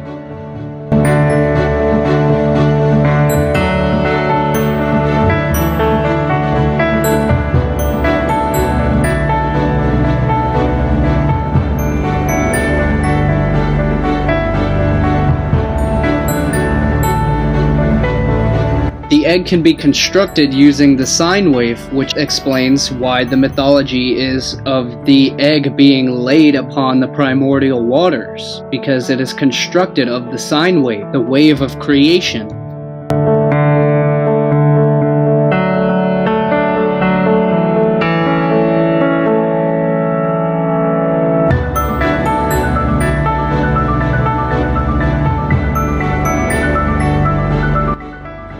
The egg can be constructed out of the Vesica Pisces. So in other words, the egg is the seed of life. And as I just covered here in the video, we mentioned the sacred geometry of the egg called the egg of life, which is the cosmic Orphic egg, which gives rise to all life in the universe. It is the mathematical pattern, the structure of all life, from which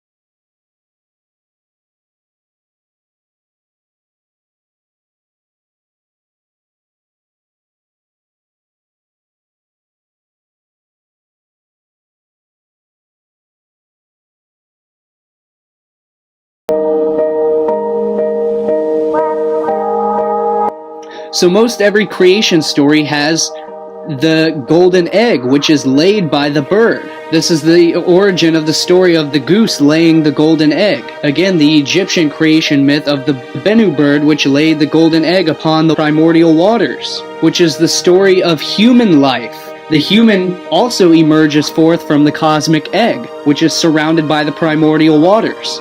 We are surrounded by the amniotic sac, which is our primordial egg, our cosmic golden egg. So we hatch forth from the cosmic egg surrounded by the primordial waters of the birth of the new life. So the golden egg is the mathematical ratio, the phi ratios, which actually include the sizes, the circumference, the radius of the Earth to Moon ratio, which is the Pythagorean triangle, which is known as the Earth-Moon egg. To quote Richard Merrick, things like the Earth-Moon system matches the geometry of a hen's egg in that both are a containment property of the golden mean. Knowledge of this cosmic egg geometry was apparently well known in the ancient world. The ancient Egyptian fable of the goose that laid the golden egg speaks this wisdom in philosophical terms long before Aesop wrote his fables. The Great Pyramid of Khufu made it real. This triangular building was once a temple to the mathematics of the Earth-Moon-Egg system, celebrating the golden mean in nature for all to see. The Egyptians knew that this divine proportion contained everything and all things originated from it, bringing the world into a fine balance for life to evolve. The order out of the chaos, cosmos out of chaos.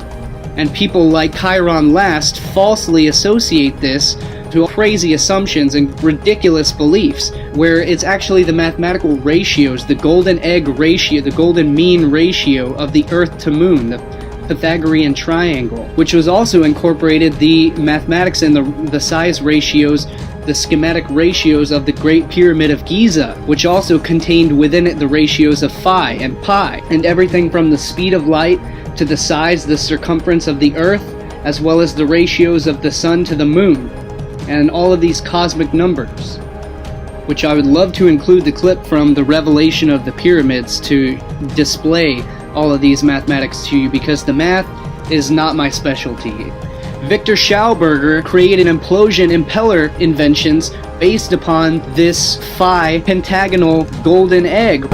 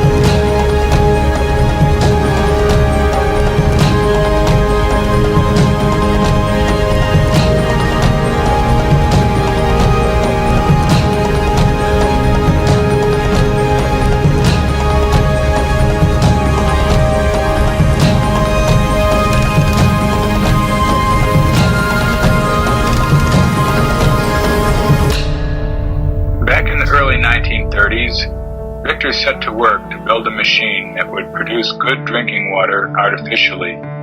It would copy the natural processes of bubbling mountain spring water. His first plan for a water purifier developed into this egg-shaped apparatus for what became known as biosynthesis. In this process, small amounts of trace minerals and carbon dioxide are added to the water, which is then energized in darkness, set into a harmonious spiral motion by the specially shaped agitator. The dynamics of the water flow are simplified in this diagram. A cooling coil provides the temperature control, and the vessel is enclosed in an insulating shell to contain the implosion energy within. The egg shape, another of nature's secrets, was chosen by Victor as a perfect form for a vortex chamber. An egg has a perfect curve for sustaining the momentum of a vortex within it. A central theme of Victor's thinking was the cycloid space curve, observed in the motion of the planets as they orbit around the sun while at the same time spinning on their own axes. They move in open spirals, or eggways, as Victor called them. The spiral pipe incorporates this characteristic. It is conical and generally egg-shaped, except for an inner bend which causes the water to roll inwards, as shown in Victor's egg geometry. Word soon spread that Victor Schauberger could make living water, and people streamed to his home to try it. With excellent results, he became known as the water magician. The vitality of water can be measured by its electrical potential. Every drop manifests an electromagnetic field, as does every body on Earth. The structure of moving water consists of layers, and from the outside layer towards the center, there is an increased density and an increase in electrical potential, which the egg is associated to the menstruation. So this is a crucial aspect of this presentation, is the ophis and the ovum. The ovum is the egg, the oval. The ovoid, which is a three-dimensional egg shape, is called an ovoid. In other words, an ovoid. The oval of the goddess Yoni, of the cosmic Yoni.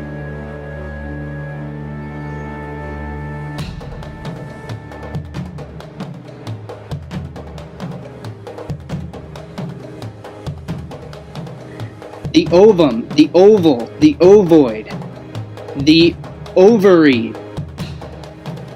the monthly cycle of the moon and the menses, the menstruation,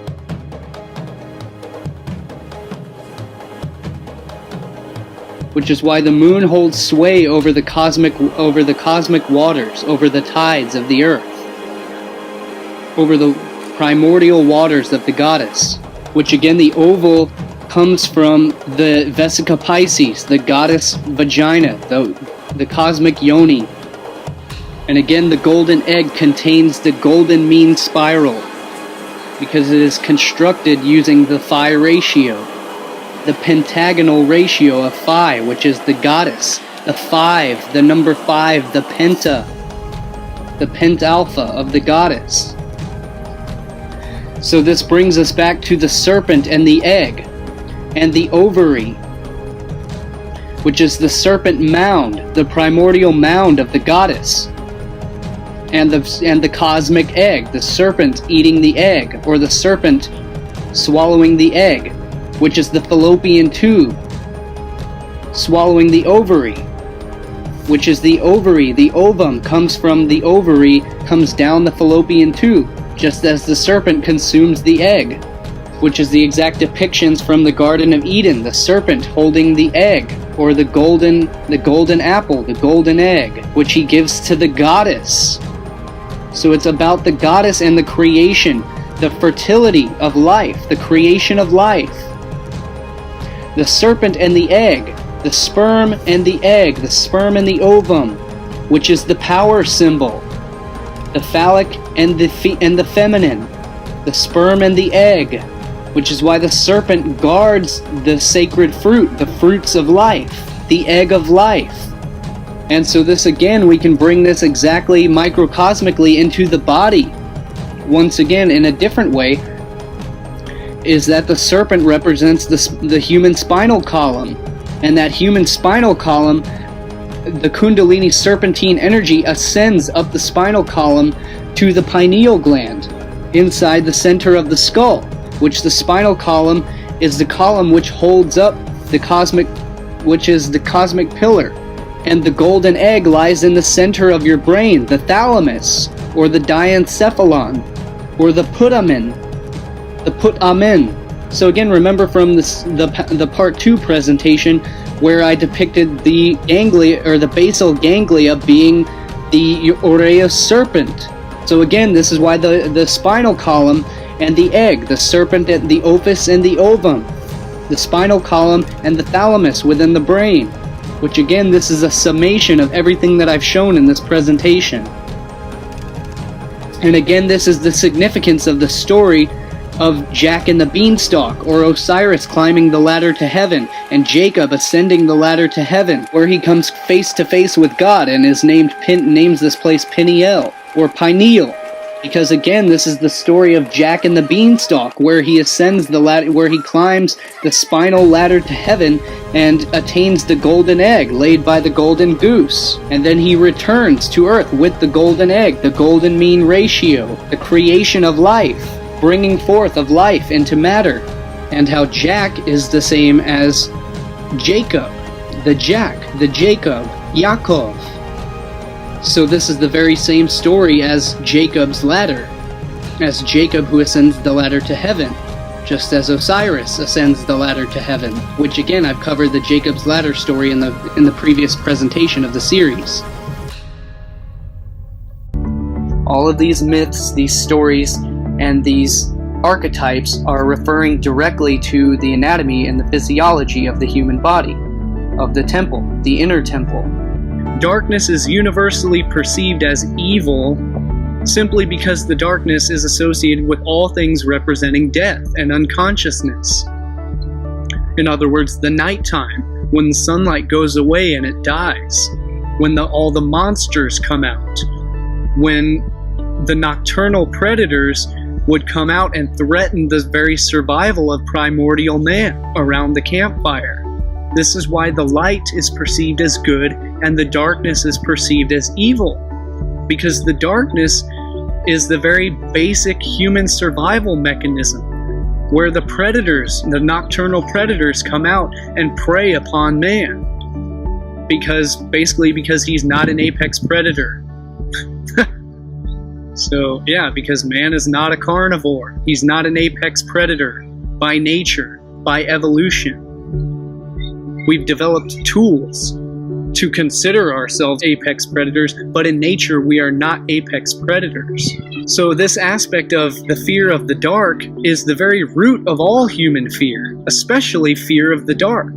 It's the unconscious nature within us that is the very aspect and essence of fear, which is why we perceive things as dark and darkness as evil, and thus why the feminine is perceived as evil, why the feminine was always perceived as a demon. And a demon is related to the dark nighttime, is related to the female goddess. This is why the female goddess has been demonized. The downward decline of descent into the demonic realm of the underworld, which is the degrade, the decline of the season. When the summer declines, it dies into the winter season. So obviously it's not all of these dark, black, shadowy aspects are nothing to fear. I mean, that's what they want us, is to be afraid of the dark, to be afraid of the underworld, where all the secrets are kept. Yes, and the word dark, what means? D and arc. D is like a pyramid, if we would see at the letter how it looks like, which has a fire in the middle, because pyramid is fire in the middle, and we have arc. So it means we have the fire in the middle, the pyramid, which opens that arc. So through darkness we can go and see light, because we have the opposite. Of course, the light shines into the dark, and that's what gives birth to life, is that spark. Is that spark. Mm-hmm. Yes. And that letter D is also as a prism, because when light goes through the prism, we have the other 7 spectrum of the other colors. So it's actually saying that the word dark, it really is the opening of the gates of the arc, with the colors of the prism. Mm-hmm. It's yeah, I was thinking about that, and I wrote something down a while back, how that spirit, that light, descends into the water or matter, and from there on binds to earth through water, right? Then ascends again and sets the matter free and takes the water. Now your body is almost 80% water, so the fiery spirit must go through the air, which is mind, to water, matter, which is the body. So that's the interconnected sexual divine unity of male and female that it passes through on its way to the Red Sea, the blood, to manifest in matter. So there it is, through love, through that unity, the fire descends into the matter, water body. And just look at the just look at the alphabet from A to Z, from head to toe. If you line up the alphabet on the 26 letters from head to toe, it works that way too. In German, our word for toe is C, which is Z-E-H. You know, head to toe, the Z from A to Z, same thing. And if you line it up on the body, the alphabet, you get A, B at the top. So I forget if I've already mentioned this earlier in the presentation or if this will come later in the presentation, but either way I will be making mention of how Ab is the father, Hebrew Ab, meaning the father, the A and the B, the first and the second, the alpha and the beta, the Ab, the father. Well, I'm going to cover here that this refers to the golden section, the golden ratio, the A and the B, the A side and the B side, the B side which sits beside the A, B side which sits beside the A side. That reminds me of the Ab being the Ab being the father, and obviously the Ab being the father is also the head, or Aries, which is the Abba. It's the Abraham, the ram, the ram of which is Aries, the head. So that's why the Ab, the A and the B would of course be at the head. And the hippocampus is what we call Ammon's horn.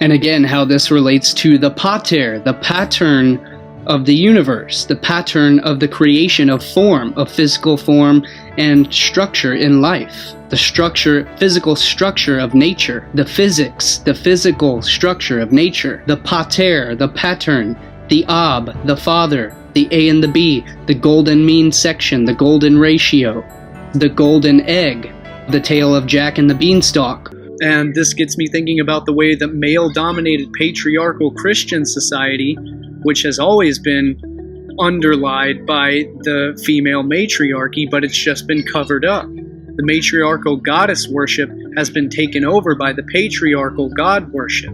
In other words, the phallic worship of all the obelisks and the tower. So everyone knows that the obelisk is obviously a phallic symbol.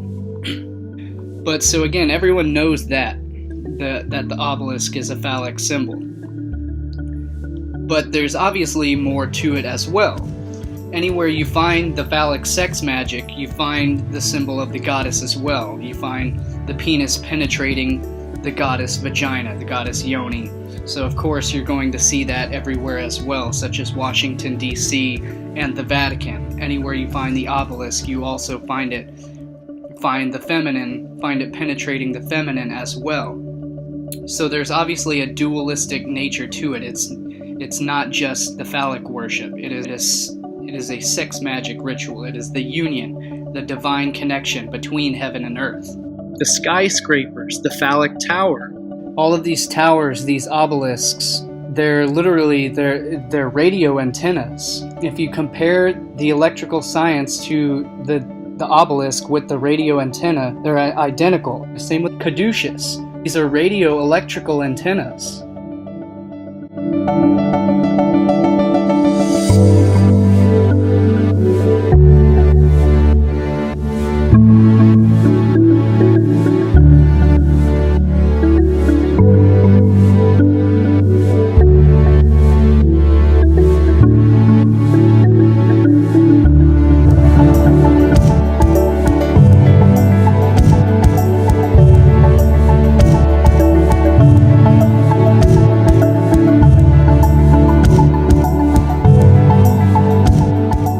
The darkness is associated with the death of the season, the death of the annual year. In winter, when the sun dies at its lowest point of the annual year.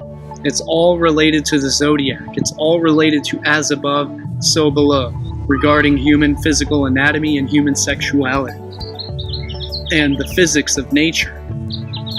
The Uraeus serpent, worn on the ancient Egyptian pharaoh's third eye, represents the ancient Egyptian depiction of the goddess Wajat, who was the serpent goddess. Wajat comes from widget, meaning green one.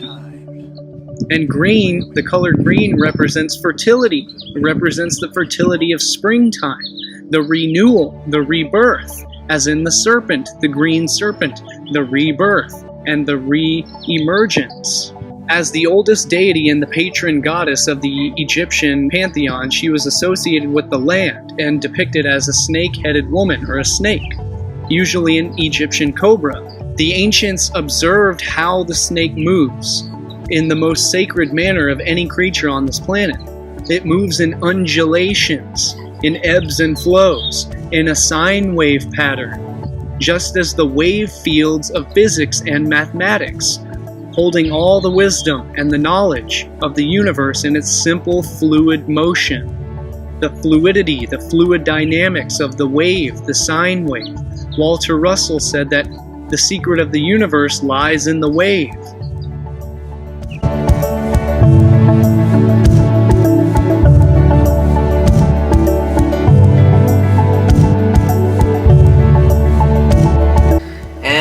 I showed you a demonstration a few days ago of the fact, now we're looking at the plane of inertia along this magnet, which is right down the center. It's not located there, but it is a pressure field mediation, which you can't cut it out. You can never cut out North Pole or South Pole. I explained this in great detail a few days ago. Okay, it's a plane of inertia. What happens is, over a greater spatial difference, the pressure mediation, and this is a string, this is too long for the dielectric inertia plane to sit at the center. If I take 2 or 3 magnets, let me take off 2 of them here and put them down. Okay? If I just take 2 of these, the plane of inertia will sit right there in the middle. You can see it, right? Well, that's all well and fine. But with too great of a spatial distance, let's just say this is a longitudinal transmission here.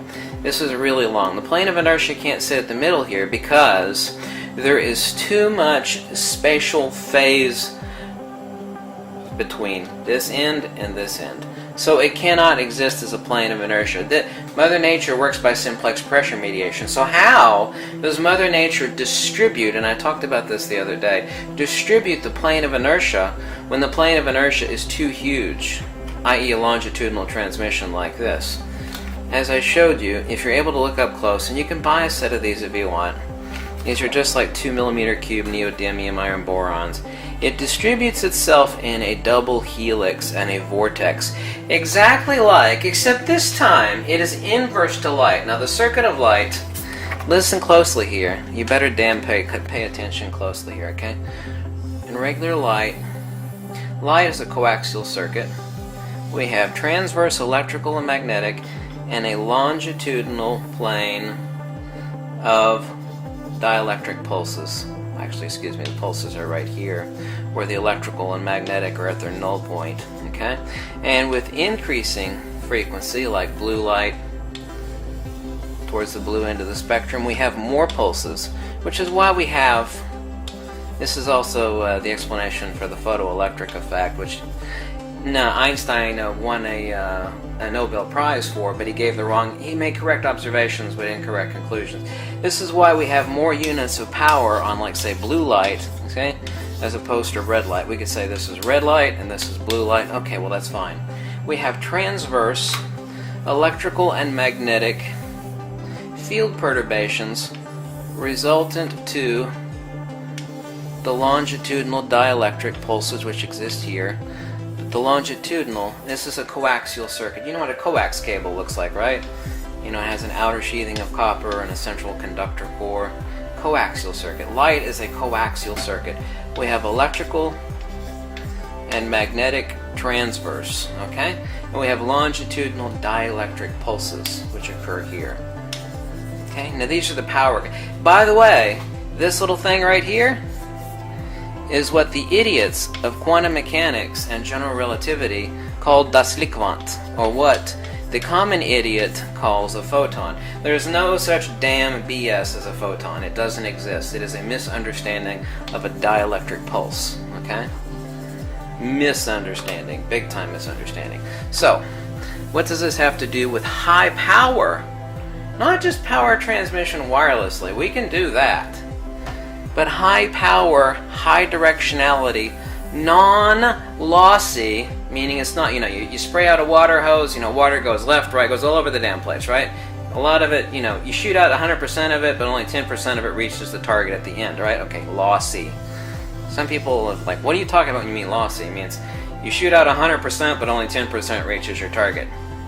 What we have here is, by creating a helicoil of the plane of inertia around an electrical longitudinal pulse perturbation, and I am in direct contact with the person that I've seen demonstrate. They're not on YouTube, sorry, no. Now when you're seeking a patent and you made a huge discovery, you're not going to post videos on YouTube. You have a longitudinal electric.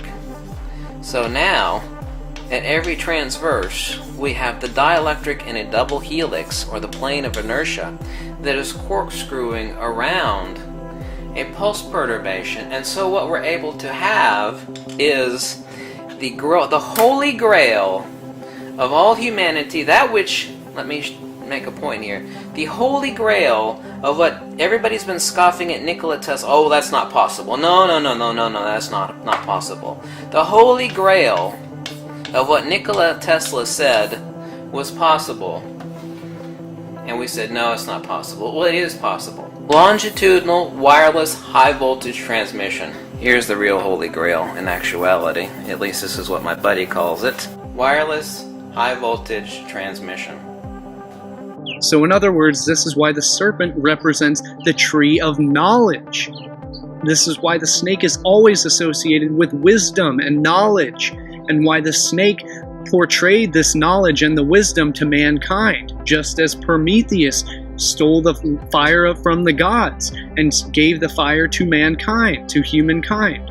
The fire, the eternal flame of the mind, and gave the enlightenment to mankind. This is why the serpent is always demonized, because the royal elites, the ruling basilisk, these royal bloodlines did not want the masses, or them asses, to gain the wisdom and the knowledge of the human physiology, because that would lead to their enlightenment and their freedom and their sovereignty. Ruling classes do not want that, so therefore the way you do that is you demonize, you take nature from the masses and you demonize it. You tell them that it's evil. You tell them that their bodies are evil, that the wisdom and the knowledge of the human physiology and the knowledge of all the universe is evil. You keep them away from it through fear.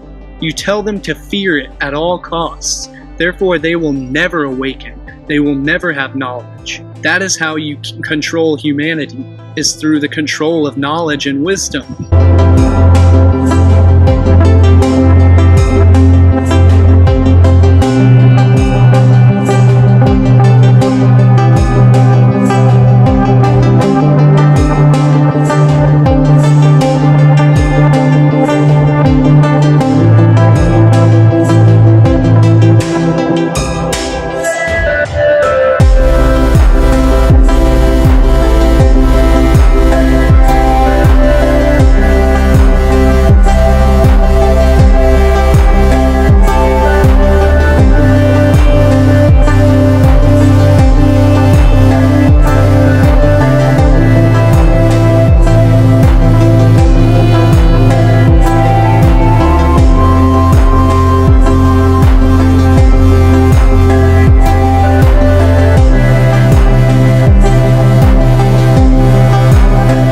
So the serpent is also found in the trees, where the sacred fruit which bears life and nourishment for all the animals is found.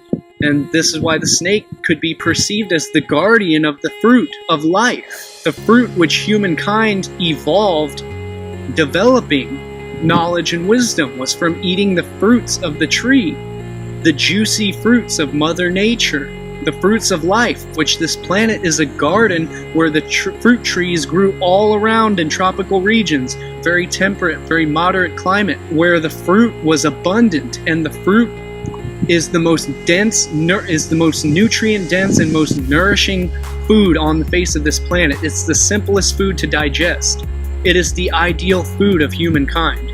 And I have covered this extremely in depth in my articles because it's the simple sugars that are easily digestible, instant energy, passes right through us, cleanses the body, the most highly detoxifying food that we can put in our bodies. If you want to detox your body, eat fruit. It is the fruit of life. This is why the snake is found in the tree with the fruits and guarding the fruit of life. The fruits, the seed of knowledge and wisdom. When we look at the etymology of the word snake, we go to the ancient Hebraic roots for the word snake. The Edenic word is she-nake, pronunciation, she-nake. In other words, she-nake, serpent goddess. It's a feminine word. The Chinese word she is snake, recalls nikush, meaning divination or magic. Snake magic is all about the creature's neurology, as I've already covered. Snake handling has long been associated with magic, from snake charmers in Bombay, India, to medicine men among the Native Americans. Modern medicine men still uses the symbol of the serpent and the pole, the Asclepius, the snake and the pole, just like Moses and his snake and his staff.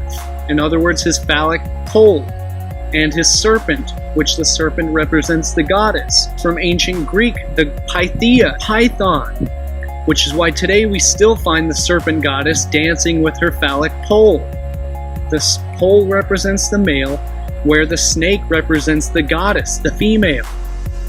So the snake represents both the male and the female, the Kundalini serpents, the Ida and the Pingala, which wrap around the Sushumna, or in other words, the midline of the human body, the midline that falls directly between the bilateral symmetry of the human body.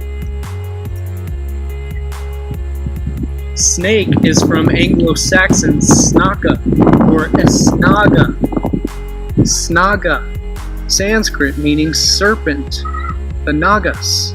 And in the spiritual teachings, we have the two Kundalini serpents which intertwine, the Ida and the Pingala, the male and the female energies, which intertwine up the body, which are red, the colors of red and blue, which the red and the blue, when they converge at the middle, makes the purple, which is the unification of red and blue. And the red and blue relating human anatomy is what we call the Venus system, or the Venus system, as in goddess system, as well as the arterial system, or the atrial system. So we have the Venus system and the arterial system, which is red, and the Venus system is blue. The arterial system relates to the color red, which relates to the god Mars. In other words, the male phallic energy, the sword. And the Venus system relates to the goddess Venus, which is the color green. In other words, the fertility, the springtime, the renewal, the rebirth. Because the Venus system is what the arterial system delivers the oxygen to the organs, through the blood. It's what delivers the oxygen to the cells. And the Venus system, it's what excretes the carbon dioxide out of the cells. The goddess Venus is born from the ocean, from the seashell, which the ocean obviously is blue, the sacre bleu. Veins which carry the blood once it's low on oxygen look bluish-green, but that's because of the tissue that makes up the veins, and it's not due to the blood itself. It's due to the wavelength of light that we see when viewed through the skin. There's the term, although blue-blooded, which especially in previous eras used to refer to someone who was of royal or noble class, or noble bloodlines. So if your family was rich or notable, people may have said that you were of blue blood. In other words, this often relates to the term cold-blooded, as in these royal classes were often tyrants and often very sick people, very disgusting individuals, and so hence they lacked empathy. They were sociopaths, and so hence they lacked the emotional capacity of the mammalian complex of the brain in order to feel empathy. So in other words, they operate from the lowest portion of the brain, which is survival and dominance, which is the reptilian portion of the brain, hence the term cold-blooded or blue-blooded, as in cold, blue-blooded. Despite these things, nobody's blood has ever actually been blue. The red color of blood is because the cells contain tiny amounts of iron, heme iron, which is contained in a molecule called hemoglobin, which you may have heard of. Iron turns red when it combines with oxygen, or in other words, it oxidizes. Just like when a piece of metal rusts, it turns a reddish orange. It's also the color of Mars, which is the red planet, for exactly the same reason. The dirt on Mars contains a lot of iron, hence Iron Man, which is the color red, hence red Ares, bloody Mars, god of war. Some animals, though, use a different mechanism to transport oxygen. Instead of using iron, the element of Mars, they use copper, which is the alchemical element of Venus. Copper also binds to oxygen, so copper oxidizes a bluish green, and so animals that use copper to transport oxygen have blue blood. Most notably, arthropods, such as lobsters, arachnids as spiders, and snails, have blue blood. And if you notice the previous etymology that I just did on the etymology of snake, the root word of snake being sneg links to snail, and even the Lithuanian word snake means snail, hence the link between snail and snake and the blue blood, cold-blooded. So that relates to the red and the blue Kundalini serpents, the male and the female energies in the human body, the arterial and the venous system. So all of this leads us directly into the anatomy of as above, so below the waist, so below the belt.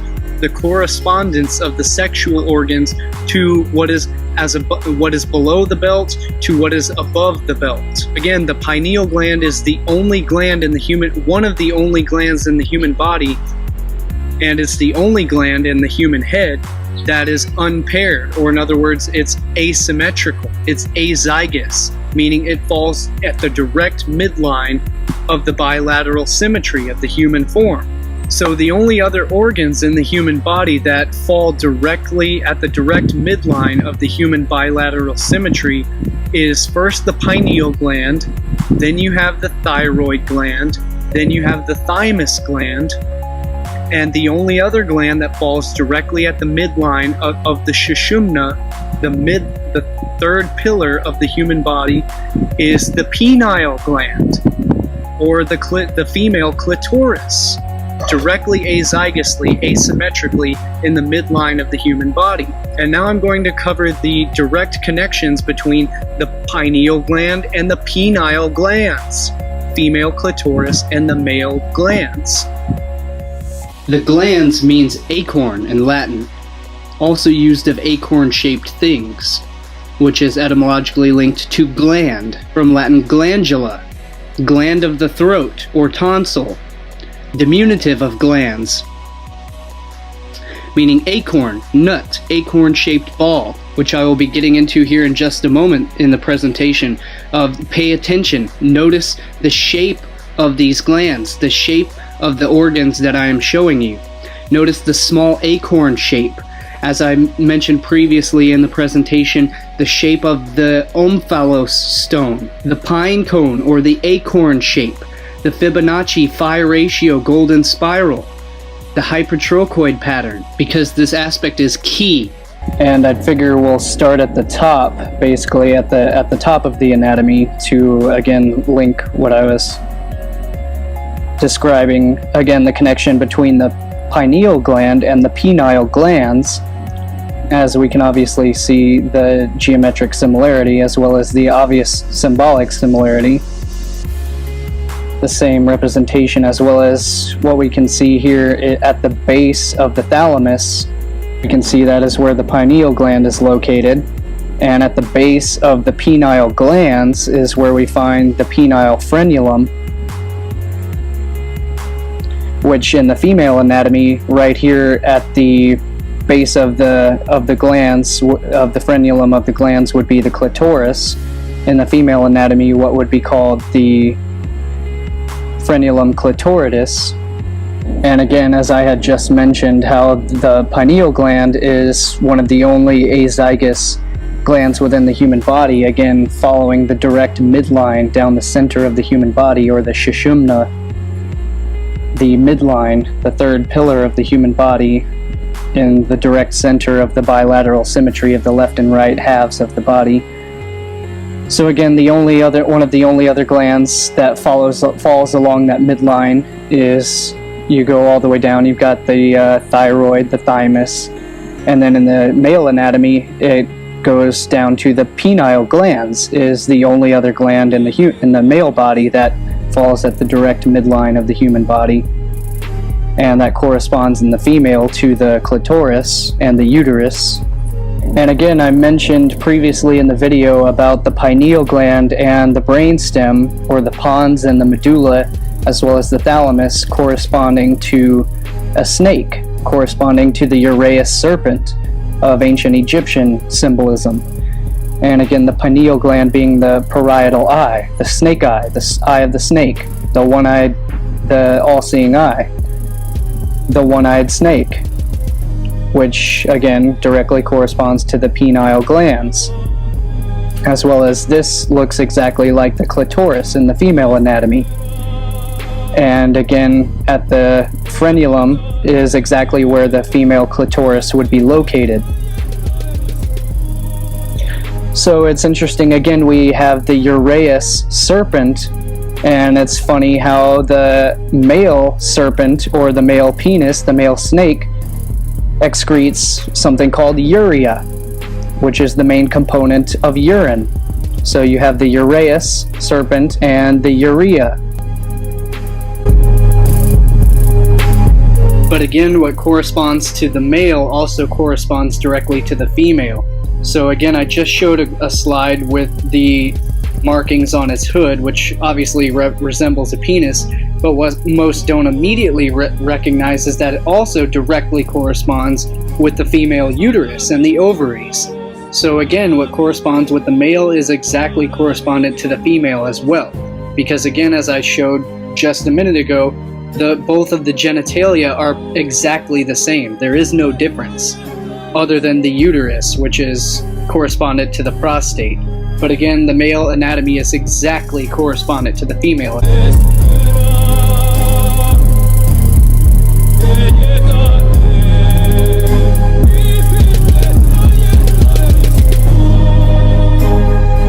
And what we're looking at here is as above, so below the belt. We're looking at the sphenoid bone, which, again, if you missed my last video series about the symbols of power, the monarch symbolism, regarding the Moloch owl, the butterfly, and the bat symbolism of the sphenoid bone, go back and see that video, or else you won't know what I'm talking about here.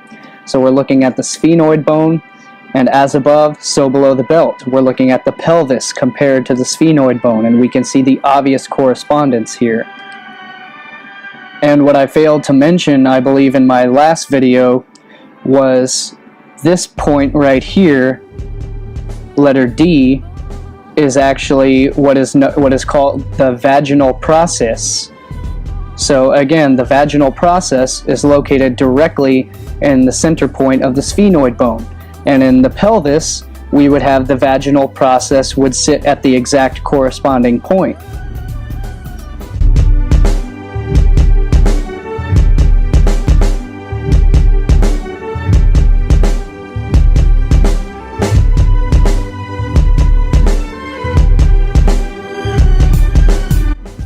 And notice you can even see the two different bone structures also have similar foramen in corresponding locations.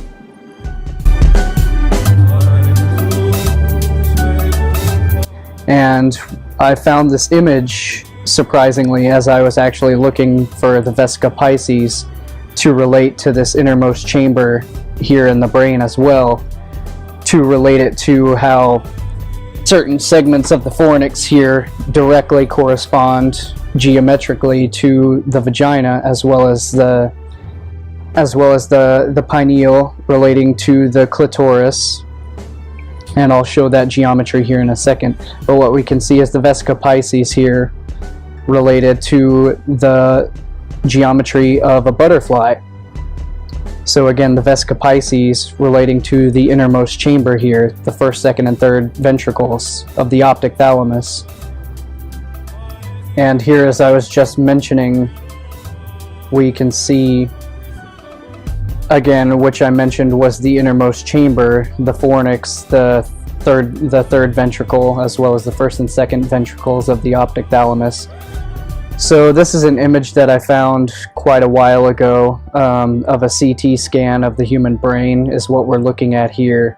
And as soon as I saw this, I immediately made a mental connection of the geometry that I was looking at. And what I immediately saw was how the Vesica Pisces fits here within the two hemispheres of the human brain, making up the geometry of this third ventricle, which falls direct midline of the bilateral symmetry of the human body.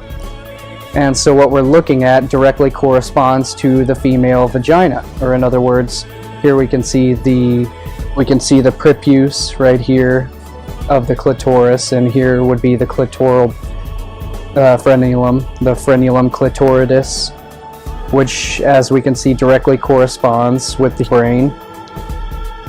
Here we've got the two branches, which would be either the bulb of the vestibule or the two major labia, the labia majora, the two lips of the vagina,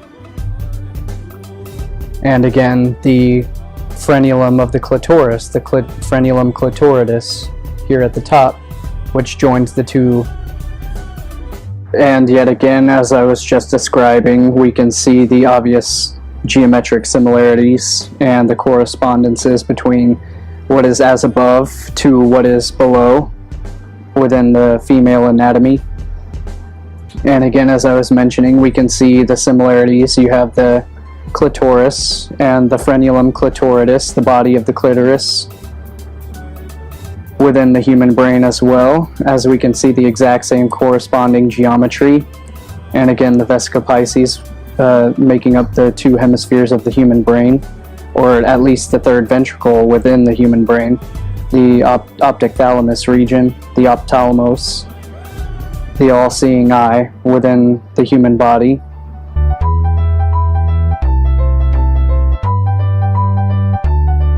I was wondering if maybe you wanted to get together. I know there's a lot of stuff I'd like to say. Whispering eye. So if you get a chance, give me a call back and we can see each other. I'd love to see you. And our whispering eye. And your whispering eye. All right. Bye. Whispering eye. It means vagina. It means vagina. It's a classy move, man. It means vagina. Yeah. Get your whispering eye in the cab, Aussie. Where he mentions the vagina, a reference to the vagina, and he calls it a whispering eye. And it's a funny little joke there, but again, you have the all-seeing eye within the human body.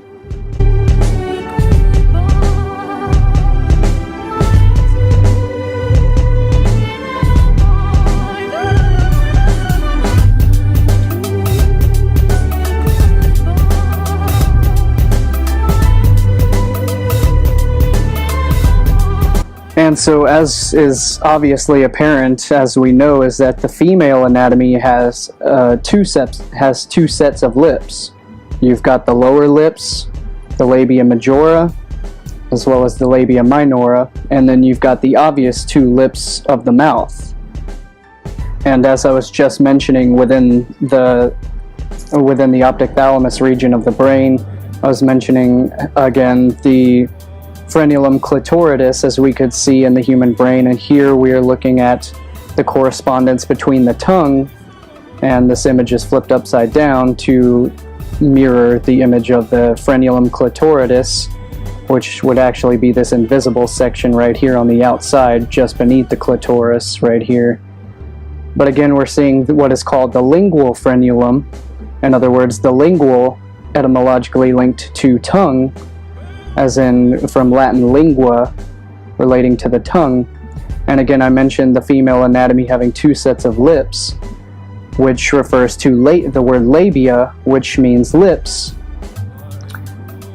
which the root word of lab. As I said, the female has two sets of lips. We all know that the male has two heads, as above, so below the belt. So again, as I was just mentioning, here we have an image of the developing human anatomy, of the human sexual anatomy, and what we're looking at again is the similarity between the male and the female, which, again, this is the prepuce, or in other words, what corresponds in religion to this is the Virgin Mary's, this is her hood. And just beneath that we have the glans clitoridis, which is the clitoris. Hey there, little Red Riding Hood. You sure are looking good. You're everything big bad wolf would want. Little Red Riding Hood. I'd like to hold you if I could, but you might think I'm a big bad wolf, so I won't. Hey there, little Red Riding Hood. What for lips you have? What for lips you have? This is her hood. And just beneath that we have the glans clitoridis, which is the clitoris. The glans, the male glans, is correspondent to the female clitoris. So we're looking at the similarity between the two genitalia. And what we're looking at is the progression over time of the different genitalias between the male and the female. So we're seeing that they have the exact same anatomy. And I was mentioning the vesica piscis in the human brain, and again how it corresponds to the clitoris here geometrically in the vesica piscis, where the clitoris is located in the vesica piscis, and that also corresponds to the male anatomy. Here is, obviously I couldn't find an adequate graphic to portray what I'm talking about, so I just drew this simple image of what we're looking at is actually the male glans. We're looking at the male penis head, which holds the same geometry of the vesica piscis as well. But so we're looking at how the male anatomy also follows the same sacred geometry, the vesica piscis, same as the female vagina. And again, same as within the human brain. So both the male and the female both correspond to as above, so below the belt. And since we're on the male anatomy corresponding to the human brain, as above, so below the belt, here what we're looking at is the pituitary gland, which hangs down from the hypothalamus area. And as we're looking at this, it basically needs no explanation, although I'm here explaining it anyways. The similarity between the male genitalia and as above, so below the belt. The pituitary gland and the male testicles. So as above, so below the belt. Again, one of the only glands that falls at the direct midline of the human brain, and again, one of the only organs that falls at the direct midline of the human anatomy. And I mentioned how the female anatomy, the female has two sets of lips, the labia majora of the vagina as well as the lips of the mouth. So she's got what we like to joke about is her vertical smile as well as her horizontal smile. So the two lips, the labia. And here we're looking at the as above, so below the belt in the male anatomy, and what we know as the lingual frenulum, as well as the lingam frenulum, the penis, the penile frenulum. So again, as above, so below the belt. And when we get into the linguistics and the etymology of the lingam, again, the ling refers to the phallic. The lingual, comes from Latin lingua. Is in language we have what's called the labial, meaning referring to the lips, as in a labial stop, which is a complete closure of the lips during speech, during discourse. When we look up the etymology of language, from language, the etymology of the root word lang or lang actually means long. When we look up language, refers to the tongue, the linguistics, from the Latin lingua, of the tongue, which comes from the Proto-Indo-European root of ding, meaning tongue. And this is the root word ding, the root sound, the root phonetic sound ding, as in the ding-a-ling, as in the male lingam, so the tongue as it corresponds to the penis, the lingam and the lingua, the tongue and the penis. So we have the lingam and the lingua. And the root word of tongue, again, comes from Proto-Indo-European ding. So the ding-a-ling. The ding-a-ling. The penis and the tongue. Which brings us to the root word of ling, of longeer. Of lingual is longeer, to lick, to use the tongue, to lick. Longeer, or pronounced, could alternately be pronounced lingerie. And the secular etymology of lingerie refers to linen, but when we look at the lingerie, it's actually the long, thin string, or in other words, the ling, which, when you look up etymologically of ling, refers to things that are long, and as in a penis, the male, the phallic, it's the male aspect. So this brings us back to the cunnilingus, using the tongue, is a compound word of cunny or cunnus, vulva. When you refer to a cunny, is known as the playboy bunny, which is the fertility of the bunny. The female bunny refers to the cunny. The rabbit, synonym for cunny, which comes from cunt, which is where we get the sexy fertility playboy bunny, the female bunny. So Latin cunnus, or vulva, the cunt, and to lick, longeer, cunnilingus, to lick the cunt. And this is why a cunning linguist is always best at cunnilingus. As I said, the female has two sets of lips. We all know that the male has two heads. So this is called the diencephalon, and it's referred to as the cephalic portion of the brain, relating to the diencephalon, which etymologically comes from cephalic, pertaining to the head, from Latin cephalicus, from cephalikos, pertaining to the head. Cephalic contains the word phallic within it. Cephalic, pertaining to the head.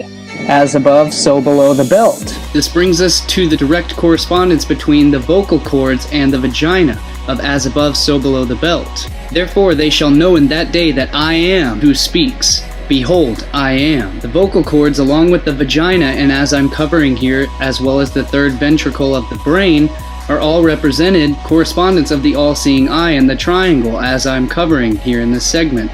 All three are intrinsically linked by form, function, and energy. The vocal cords are the gateway of our words, from where words are birthed or ejaculated into existence. The thyroid gland, as well in the throat, is a direct bilateral symmetrical representation, as I've already shown throughout this presentation, somewhat resembling the butterfly, again the bilateral symmetry. Hence the link between fertility problems and the thyroid gland. Many thyroid diseases such as Hashimoto's thyroiditis create problematic symptoms such as infertility. Hashimoto's is 7 times more common in women than in men. Some women experience thyroid issues after pregnancy, around 7%.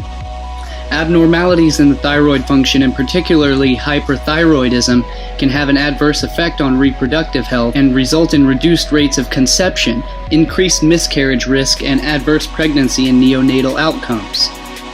Also mirroring the butterfly shape is the brain's 2 anterior horns of the lateral ventricles, when viewed as a cross-section from the superior view, or above. Also positioned penetrating of this bilateral symmetry is the septum pellucidum. Hyperthyroidism, or an overactive thyroid gland, can cause anxiety, irritability, and mood swings, while hypothyroidism can cause mental slowing and memory problems as well as depression. So the actual case is that all glands become hyper before they become hypo. In other words, they become overactive and struggling to produce the hormones that is necessary to achieve homeostasis in the body. And they're working so hard against these toxins in our body that they eventually burn themselves out from working too hard, and then they slow down and begin to stop working, and that is when they enter into the hypo state, or in other words, the underactive production. You start to see how all three, the throat, the brain, and reproductive organs, are directly linked. Now this brings us to the uvula in the throat, or in the tonsils. It's positioned along the body's central meridian line, or in other words, the sushumna, just as the clitoris and the pineal gland, all of which are azygous. And all of these glands resemble the exact same shape.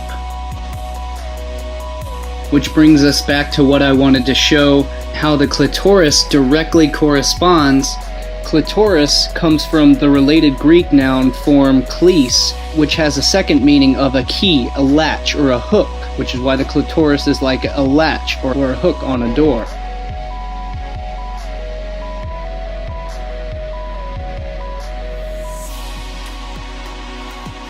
Alternatively, perhaps related to Greek cleitus, a variant of clitus, meaning side of a hill, itself related to klinine, to slope. So this is exactly why the clitoris is located on the side of the hill, or in other words, on the side of the pubic mons, the pubic mound, the mons pubis.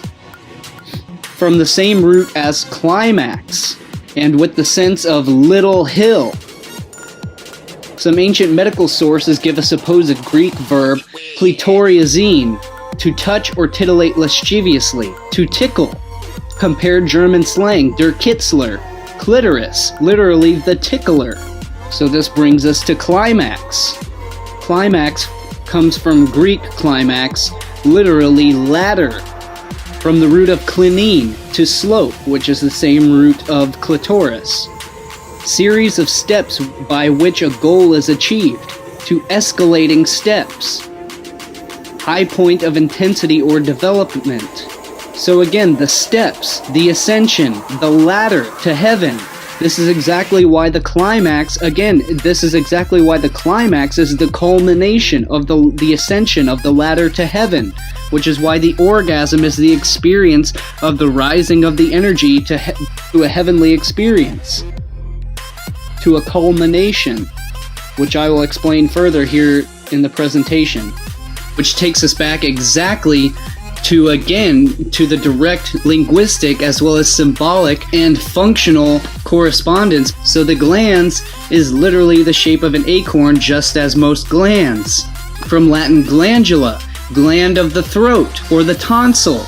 So this etymologically directly links the glands of the penis and the clitoris to the throat, or in other words, the uvula. They are literally etymologically linked as well. All three are unique unto themselves, yet connected intrinsically between each other. The uvula hangs like a bunch of grapes. Comes from etymologically, uva is Latin for grapes. It contains glands that secrete saliva, the salt, the salvation, the salivation. Just as stimulation of the clitoris increases lubricant secretion production in the vagina, stimulation also causes the uvula to secrete throat lubricating saliva. So in other words, we have the direct link between the uvula and the clitoris, and the stimulation and secretion of the lubrication of the saliva, the salt, the salvation, the chrism, the oil, the cream, the secretion, the sacred secretion. Shoot it!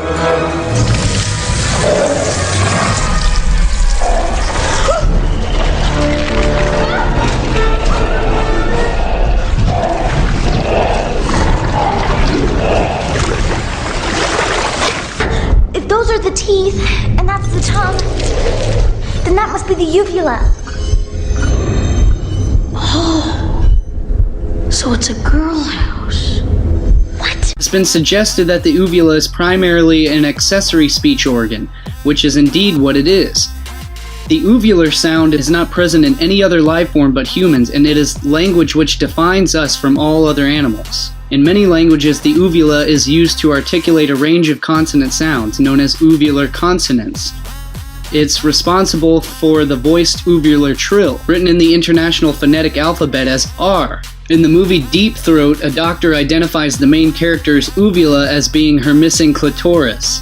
This becomes a central plot for the movie that later became the namesake of the informant in the Watergate trials, leading to Richard Nixon's impeachment. Watergate.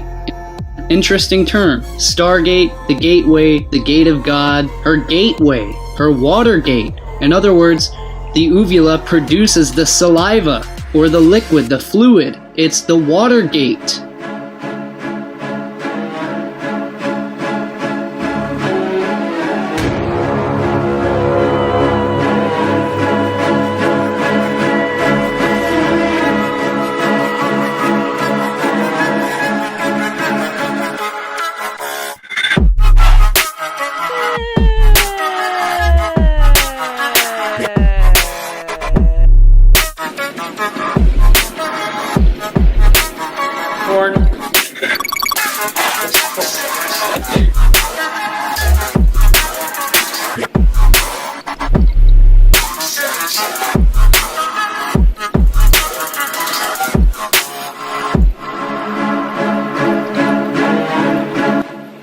It is the gateway, just as the vagina is the gateway. The tonsils can be likened to the kidneys. They are both filtering or filtration organs.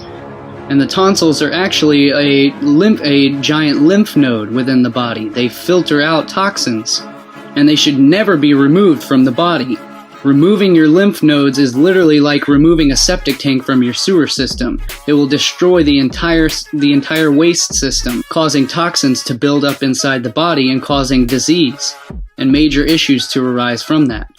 So again, the lips represent the outer labia, and this is again relating to our sexual attraction, which is exactly why our obsession with painting the lips red is related to fertility. In other words, the fertility of the vagina, the fertility of sex and arousal. The more sexually explicit a culture is, the fuller the lips are required to be according to fashion and vice versa.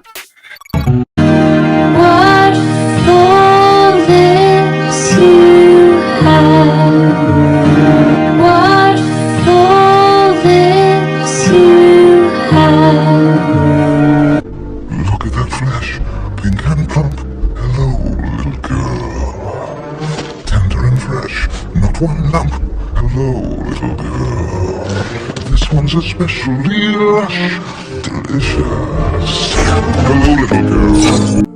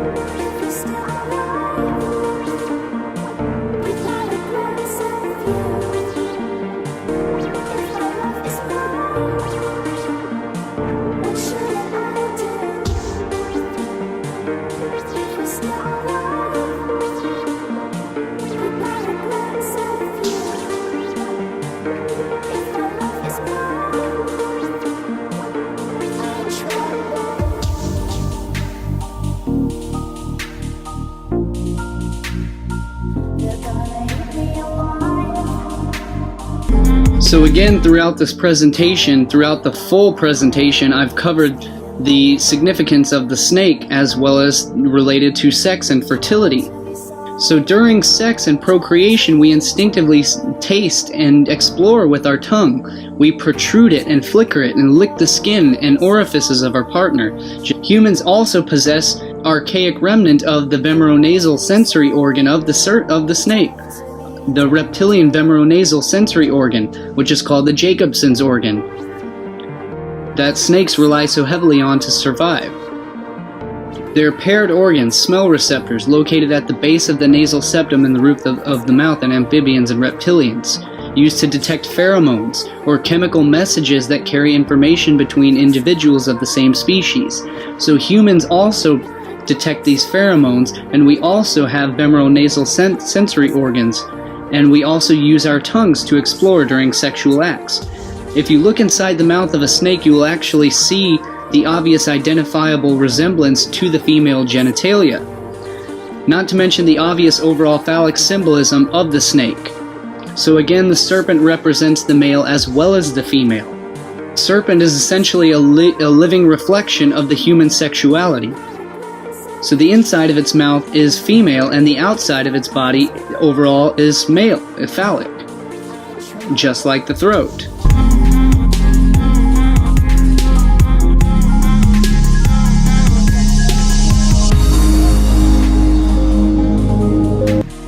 The reason why the snake has been eternally linked with symbology of creation,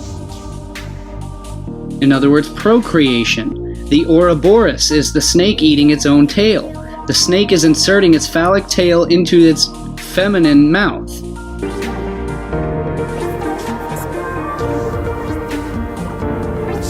Self-impregnation, all things created from one. The upper palate of the mouth is ribbed, just as the vaginal passage is, as well as the throat, because the mouth and the throat are a direct correspondence of the sexual organs. That's why it's called oral sex. Also the reason why we tongue kiss during genital sex. We engage both sets of sexual organs within ourselves. So it's the completion of the sexual circuit.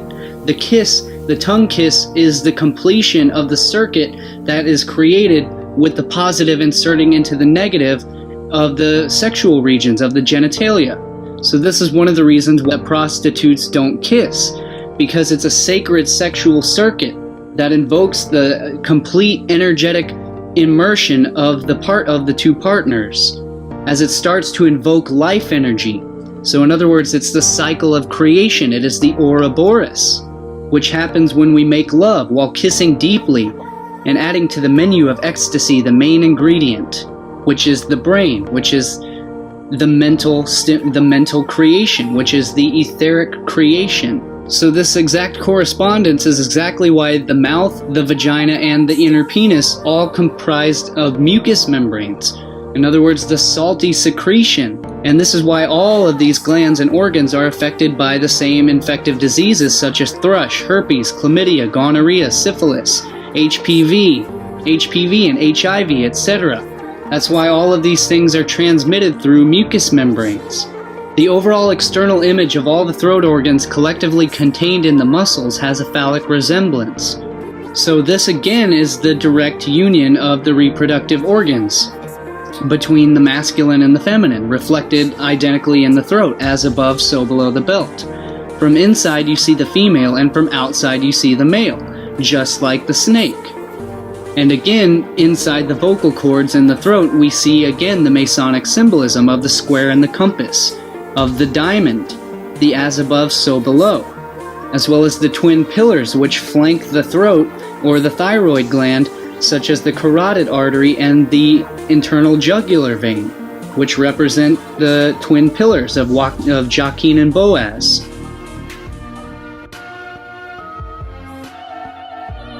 So this is why it's so dangerous to smoke, because when you're smoking, you're drying out the mucous membranes.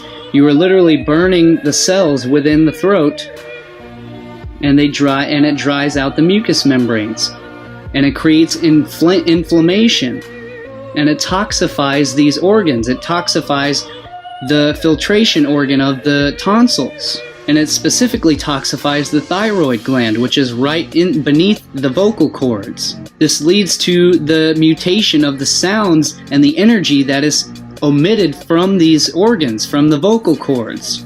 This destroys your ability to be able to speak properly, to be able to emit the proper sounds from the vocal cords. And this is the element of adding fire to water. The water is the feminine, the internal throat. Such as smoking cigarettes is the masculine fire, ironically phallic. So this onslaught of the fire in the water balance will destroy the sacred water balance. The throat creates vibrations, sound, and secretions. The vocal cords are the key to creation, just as the vagina is the key to creation. These are both the gateways of birth and creation. And the brain is also a direct correspondence between the throat and the vagina. So the throat is a direct correspondence between the brain and the vagina. So it goes from the brain to the throat to the sacral regions. All of these things are a direct correspondence with each other because they're all essential in the process of creation.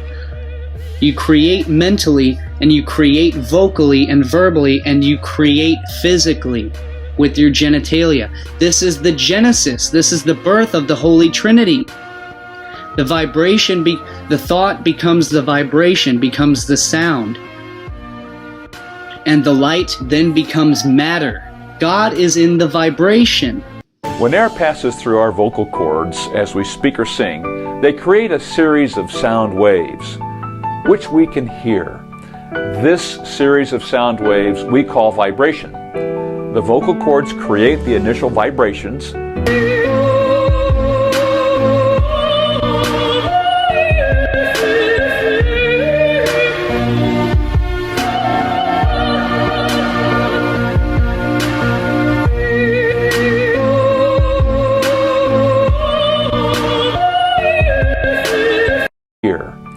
This series of sound waves we call vibration. The vocal cords create the initial vibrations, which is the initial tones we hear that begin the sound we make when speaking and singing. Some scientists have proposed that the answer to the Big Bang riddle lies in the movements of these giant brains. It's so simple. Here's a brain on which we live, and here's another brain floating in the higher dimension. There's absolutely nothing difficult about imagining that these collide with each other. According to this idea, sometime before the Big Bang, two brains carrying parallel universes began drifting toward each other. Until all of that energy has to go somewhere. Where does it go? It goes into the Big Bang. It creates the expansion that we see, and it heats up all the particles in the universe in this big fiery mass. As if this weren't weird enough, the proponents of this idea make another radical claim. The Big Bang was not a special event. They say that parallel universes could have collided not just once in the past, but again and again. Again. The fact is, we don't really know what happens when two brains collide. You can wind up with the same situation we had with the Big Bang. The equations don't make sense.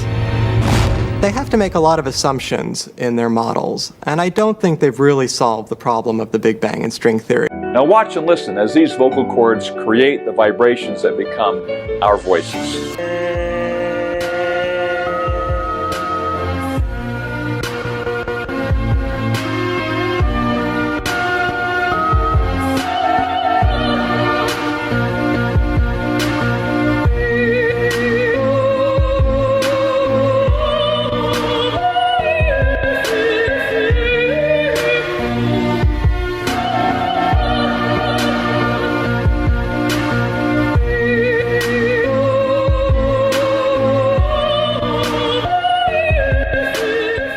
What is the shape of sound? This is going to surprise you, that those of you who don't know what the shape of sound is, most of you probably think that sound is a wave. And it leaves somebody's mouth, say, or it leaves a loudspeaker, and it goes wiggly, wiggly, wiggly through the air. Well, I have to disappoint you if you think that is the case. Sound does not do that. Sound is actually spherical. So every sound that you've ever heard from the moment of your birth has been spherical. Now here's a nice diagram to demonstrate this, but before we get to the diagram, let me just talk you through the thing. We have vocal folds, little flap of skin that vibrates up and down.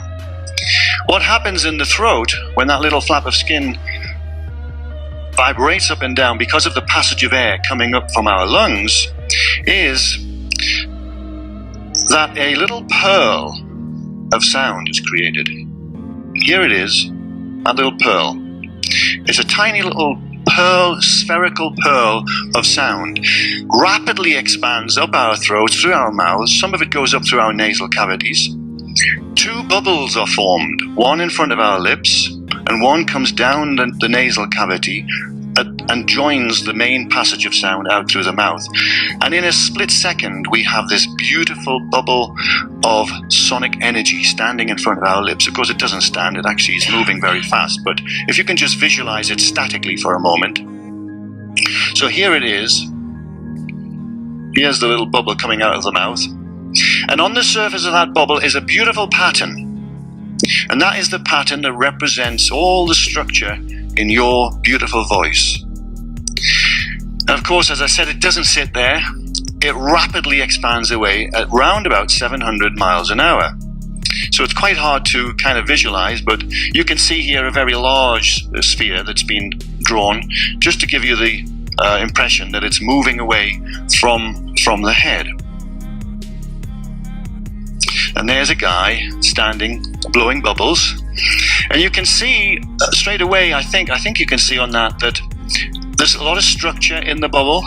And also, you can see that although the main strength of the bubble is in front of this guy, can you see here that behind, there's another bubble forming behind him. And what actually is happening is, I'll go into this a little bit more detail later, but the sound is refracting backwards. You know, if you're walking behind someone, you can still hear them talking, can't you? Not as loudly, of course, but you can still hear them. Doesn't matter where you are in relation to that person, you will still hear them. And the reason for that is something in science called diffraction, and it's simply the case that the molecules that are being jostled have reactions. They actually bounce backwards as well. A bit like a billiard table or a pool table. You strike the balls and they scatter, but you get reactions in different directions. So some of the energy goes behind the guy. But what is absolutely true is that about a millisecond after the bubble leaves the mouth, if you were to look straight down, say on my head now, and if you could see this sound bubble, it would be totally spherical about my person. Equally behind, equally in front. However, if the energy in the bubble had color, let's say we attribute the color blue to it, then what you would see on the surface of the bubble in front of me would be quite a deep blue, but behind me it would be rather faint blue. So that's just to give you the illustration that there's more intensity in the direction of propagation than there is behind. So is that all fairly clear? I hope so. Anyway, moving on. We've done this little graphic to show that sound is, as I said, not a wave, but in fact a bubble. And all this is taking a slice through the sonic bubble here, and you'll see these rings. But what they are representing are the areas of high compression and low compression within the sonic bubble. So right in the center is meant to be the event, as it were.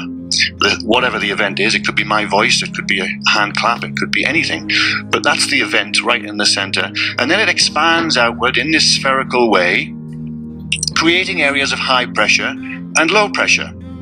So these are areas where the molecules are all kind of bunched up together, and areas where they're slack, they're not bunched up, they're less compressed, let's say. You don't need to look at the top half, that's just a slice that we've taken off, but the top half would in fact look exactly the same as the bottom half. Now what's this wiggle in the middle? Well, the wiggle in the middle is basically the sine wave. This is what physicists and scientists talk about when they're talking about sinusoidal energy, or they're talking about the sound wave. Or they might even be talking about an electromagnetic wave. They still use the same terminology, it's a wave. Well, it isn't a wave. What it is, this is a graph. It's a graph of the energy, of the law of the energy. Let me just explain a little bit more what I mean by that. So if this is the sound bubble at the bottom here, can you see? You might be able to see these little dotted lines going up. Say that one there, for example, if I can hold my hand steady enough, that one there is coming right from the outside of the sphere where it's kind of really dark, meaning that the energy is really compressed in the bubble at that point. So look where it goes on the graph. That goes up to this point here, which is the top of the graph, if you like. This is the high energy. So in graphic terms, that's the top. But look here, this bit here where it's like clear, there's not much compression of sound. In other words, if you go up there, you get to the 0 point, meaning that there's hardly any compression at that point. So if you follow that law, as it were, it's a mathematical law. The way that sound propagates is to what is called a sinusoidal law. Now, you don't need to get, if you're not mathematicians, or you were never very good at math, you don't need to worry about it.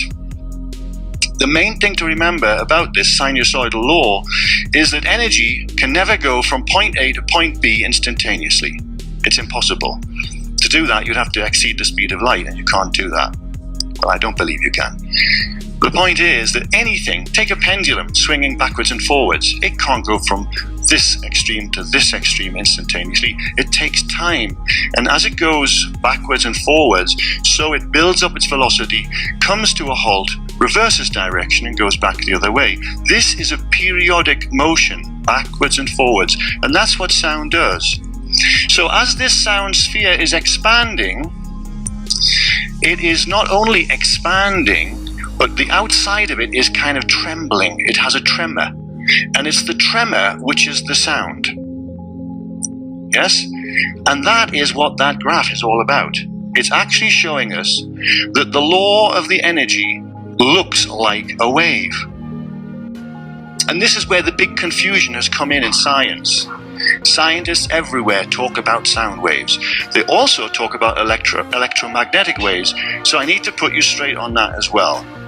There is no such thing as an electromagnetic wave. All electromagnetism is spherical. Exactly the same as sound. It's spherical, different kind of energy, but it's still spherical.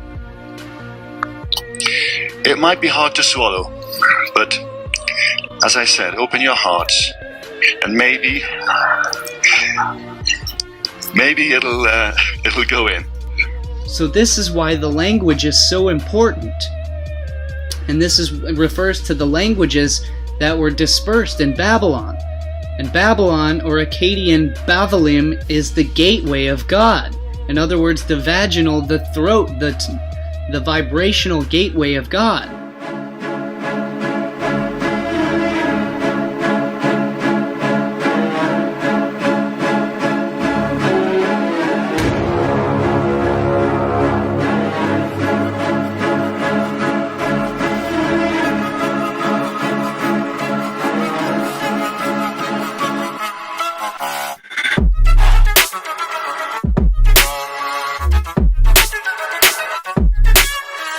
So what we're looking at here is a diagrammatic comparison of the human brain as well as the male pelvis. We're seeing the similarity of what we have obviously here is the phallic septum pellucidum, which penetrates directly between the bilateral hemispheres of the brain. So in other words, you have the phallic penetrating the feminine. Again, as I am and I have pointed out throughout the presentation, it's the human brain geometry related to the Vesica Pisces, which actually the human brain follows the same geometry up.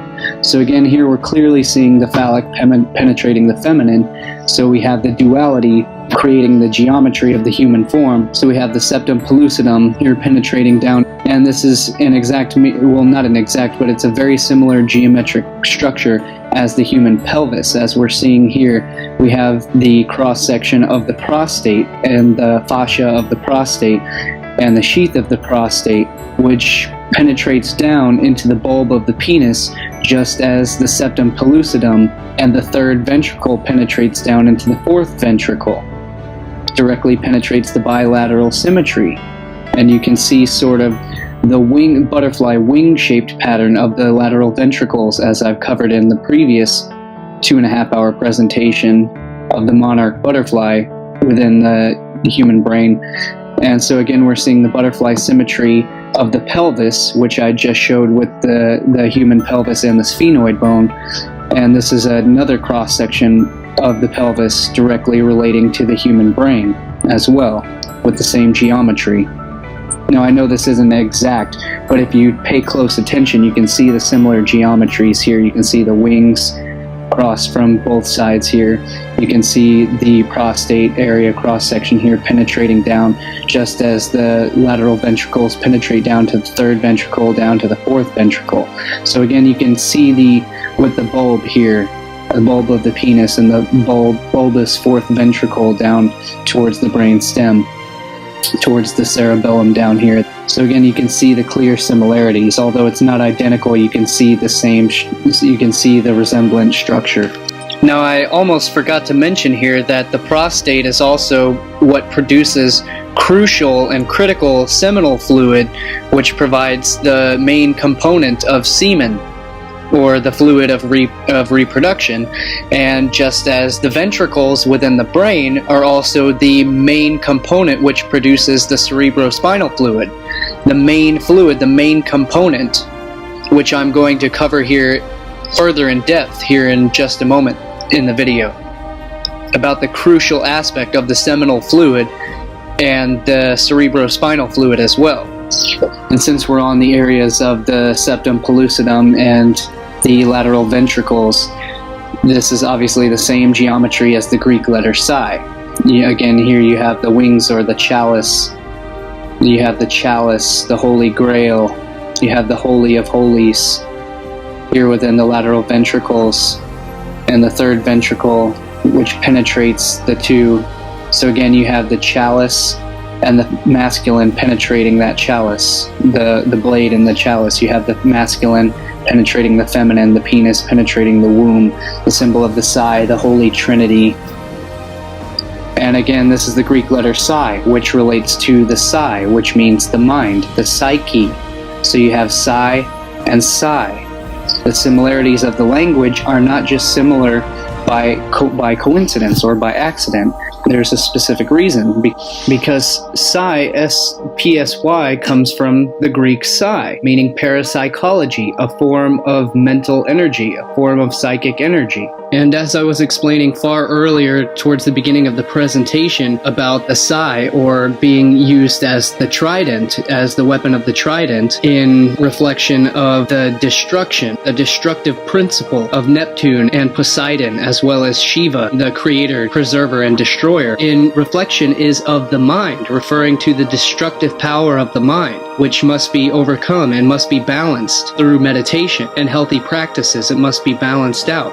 And that is why the aspect of Shiva is again depicted with the serpent wrapped around his neck in a benevolent form, signifying that he has overcome, he has come to a perfected state of ascension and overcome the destructive nature of the serpent within himself. He has risen the Kundalini, he has risen the Uraeus. And again, as I've covered in the previous presentation, when you see one holding the serpent, it signifies that they've tamed the serpent. This is very unique and very interesting. The Vedic Devata called Ganesh represents the ventral view of the human brain.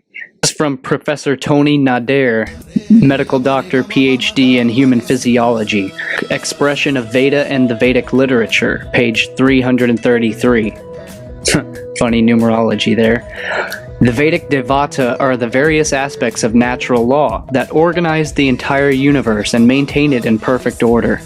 They are the laws of nature, or collections of laws of nature, with specific administrative functions that provide for the creation, maintenance, and dissolution of the universe. The Devata are integral aspects of our own human physiology, as well as our human psychology. They are embodied in every human being with the same forms and functions described in the Vedic literature. The Devata are present in the physiology of everyone, no matter what one's race, belief system, or religion, no matter which political party one's associate with, or in which geographical area one is born. The ventral view of the human brain, which is the brain seen from underneath, shows the clear correspondence between the Vedic Devata Ganesh and the pons, the medulla and the cerebellum. The face of Ganesha corresponds to the pons. The medulla corresponds to the trunk of Ganesha. The trunk of Ganesh. The roots of the trigeminal nerves represent the eyes of Ganesh. A group of nerves at the pons represent the tusks of Ganesh, as we can see here in figure 8. The cerebellum constitutes the ears of Ganesh. These structures not only look just exactly correspondent to Ganesh, but their functions in human physiology correspond to the functions and activities ascribed to Ganesh. Ganesh's place is at the door of the brain, called the medulla. The enlarged image shows 2 big ears, a trunk, and tusks. So Ganesh sits at the door of the mind. He is the gatekeeper, and he decides who should go in or not. If a negative influence tries to enter the brain, he stops it right there. Therefore, he is called the Vina Vinayaka, remover of obstacles. These obstacles are of the mind. And notice specifically that one of the key aspects of Ganesh is the symbol of the psi located on the forehead or the third eye. Again, the psi of the psychology. And I know it would be easy for one to be skeptical about this and assume that this drawing of the human brain is just emphasizing a likeness to Ganesh. But this would not hold water, because you can look up any ventral view of the human brain, and you can see that this is exactly correspondent, which is likened to Ganesh. So once again, we also have the phallic representation located within the human brain. Again, this is obviously the image of the elephant, but it's obviously a phallic representation, visibly phallic in nature. And I want to make sure that you understand this here in reference to Ganesha and the human brain.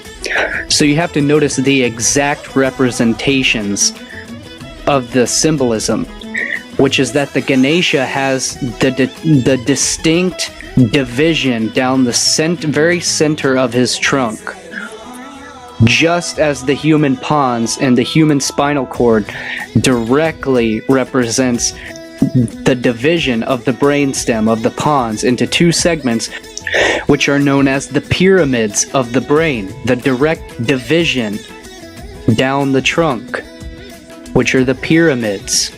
And the central tusks, which would represent the tusks of Ganesha, are the accessory nerves, and also the vagus nerves, where the Christ is crucified at the 33rd degree, at the 33rd vertebrae, the base of the human spine, of the basal ganglia, where the cerebrospinal fluid crosses and is crucified by the vagus nerve on either side. It is crucified between the vagus nerves. And so also depicted very distinctly in the artwork of Ganesha is the depiction of the third eye, or the pineal gland, which is located directly here, which would be the third eye of Ganesha, of the elephant, which the pineal gland would be located in the human brain right here, but on the top of the diencephalon.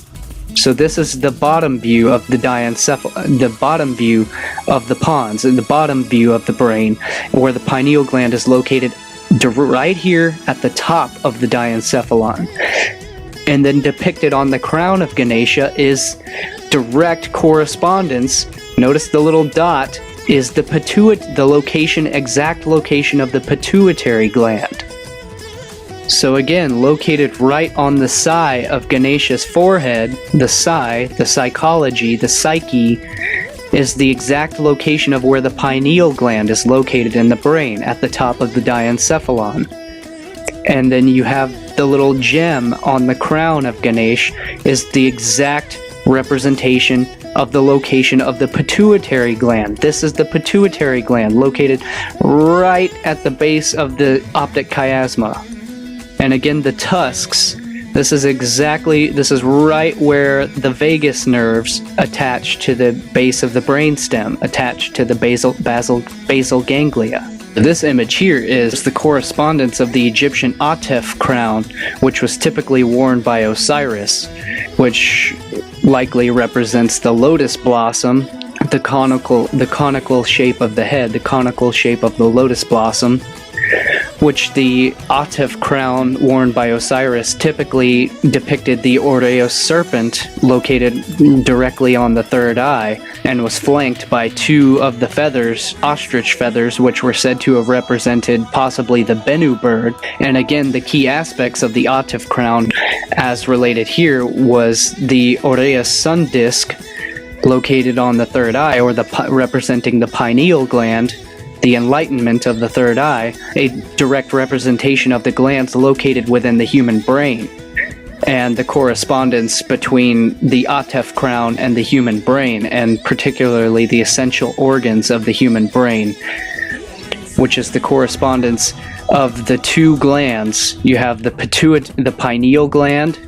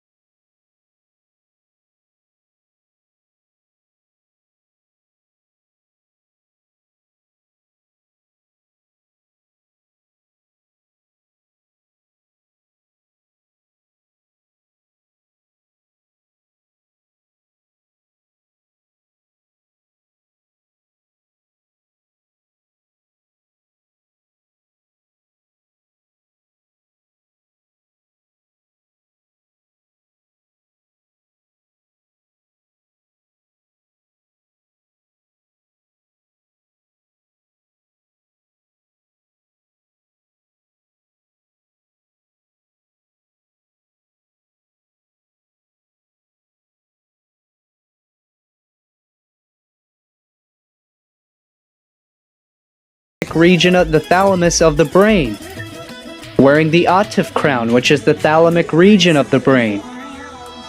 And I also want to cover here, since we're on the area of the cross-section of the human pelvis and the male prostate, there's another direct similarity, another direct correspondence between, we have the prostate, which is located at the sacral chakra region.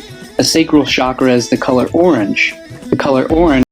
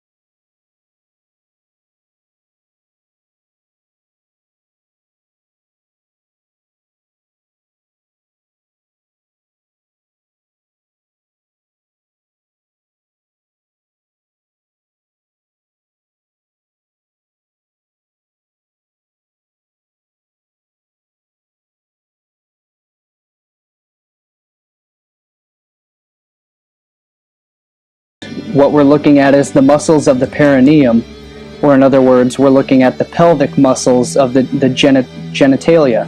We're looking at the genitalia muscles. And this is the female, this is the male, which obviously have an almost exact corresponding muscle structure.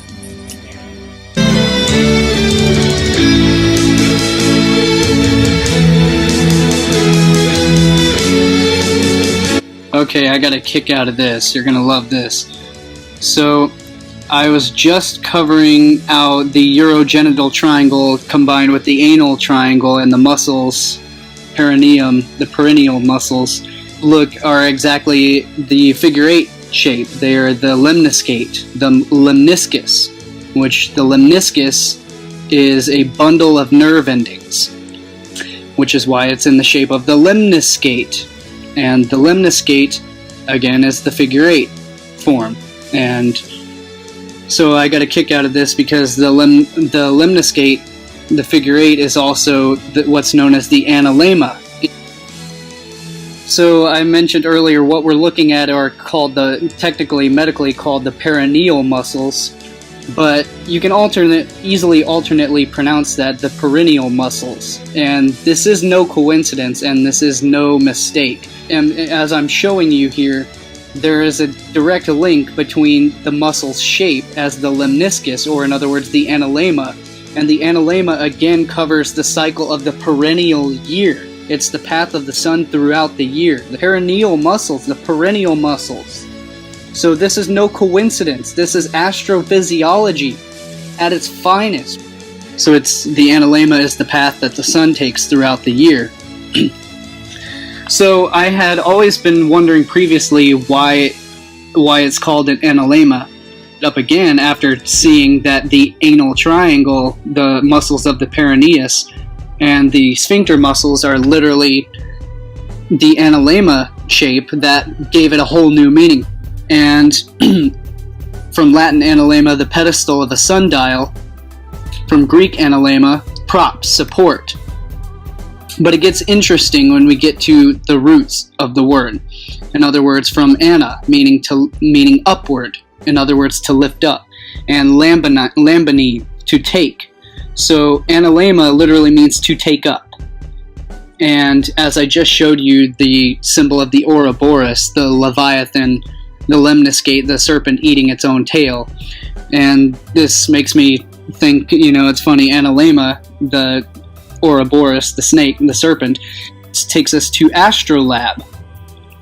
And the astrolabe is from medieval Latin, astrolabium. And I find this interesting because, again, as we've already covered, labium means lips. Astrolabe is linked to the analemma, and it's related to taking up, it's a star-taking instrument. Lemma is something received or taken. So what about the anal triangle and the sphincter muscle relates to something received or taken? In other words, to take up. The anal lemma. And I know this is very crude, but it's also very interesting and very crude and very humorous, but very interesting nonetheless. So I think that, this definitely went off track, but I had to put this in there because it's interesting. Oh yeah. And so when we look up anal, just to confirm this, from Latin analis, of the anus is the inferior opening of the alimentary canal. From Old French anus, from Latin anus, meaning a ring, anus. From ano, ring, as in analemma. So called for its shape, compare Greek dactylios, anus, literally ring for the finger. Dactylos, finger. The dactyl means finger, hand. So the anus is literally the ring for your finger. So I think that, it's obvious to see the correspondence between the muscle structure of the perineum and how it directly relates to the human form. In other words, I guess you could say this is the fractal, the larger fractal of what is within. As within, so without. We've got the human structure right here within the human genitalia. And this is why the human sexuality and the sexual organs are so sacred. And we can see the similarities of this here is the gluteus maximus muscle. So in other words, it's the butt muscle. And it's in the exact corresponding spot as you sit in meditation or yoga, you sit on your gluteus maximus. And we can see the similarities here, the similar shape between the hands, which when we look deeper into the symbolism of the hands, that is actually the vesica piscis, as I just mentioned, which corresponds to the female anatomy, which corresponds to the female sexuality. Which, if we go in even deeper into the anatomy, corresponds to the Virgin Mary. And in the anatomy, we have the hood, which forms the labia minora. Again, this is what's called the prepuce, the clitoral prepuce, and the hood of the Virgin Mary. And again, the praying hands referring to the goddess, the female anatomy, the female goddess aspect. And again, as I mentioned, with the hands, the position of the hands. And what I'm pointing at here is actually the sphincter muscles, which again, as I mentioned earlier in the video, the sphincter, which relates to sphinx, comes from etymological roots of sphinx, meaning to asphyxiate, meaning to strangle. It's the strangler, because the muscles constrict, or they strangle. So again, these muscles contract, because that's a feminine energy, is contraction. In physics, the contraction is the centripetal convergence, where things contract, they go inward. So this is a constricting, contracting energy. And again, we're looking at the similarity of the hands, the hand position regarding the female anatomy. And this is why people like Angela Merkel always show you the hands, the sacred vagina, the sacred goddess, the feminine aspect. What she's showing you is the matriarchy. She is showing you the power of the goddess, which it is the matriarchy that holds power behind the patriarchy. The hidden hand is always the goddess behind the patriarchy. It always will be that way. As I've mentioned in my previous videos, everyone knows that the matriarch is always behind the patriarch. Always will be. She controls reproduction. She controls genetic lineage. She controls how the bloodlines will be passed down.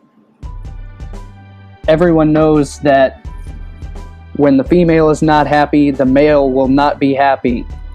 The goddess has the ultimate say.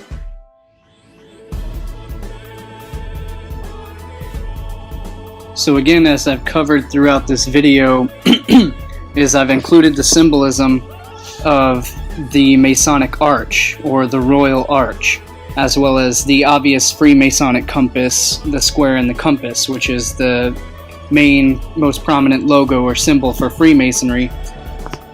And this is the deepest truth, and you won't find this from anyone. You won't find this anywhere else. You're not going to get this truth from these so-called pseudo-fake Christian YouTubers such as Mario the Vigilant Christian, KJ Osborne of Scariest Movie Ever, not Truth Red Pill Revolution, Truth Media Revolution. None of these people are going to tell you. They don't have no idea as to what any of these symbols actually mean, as to what the all-seeing, this is the all-seeing eye of Lucifer. Absolutely clueless. What we're looking at is known as the urogenital triangle, or in other words, the as above, so below reflection that is shown in so much esoteric artwork that it's ridiculous.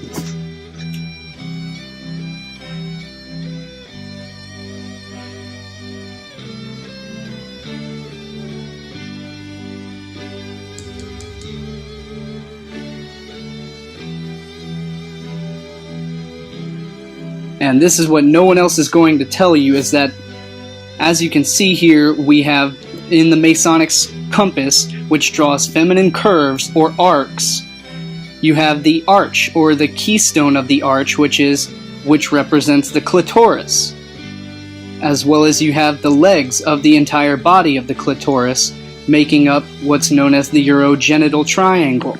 And then we have the square down below, which draws phallic straight lines. In other words, it draws angles. And the V is the ruler, and that corresponds to what is known as the anal triangle, which consists of the perineal muscles which attach to the pubic archway, the pubic arch.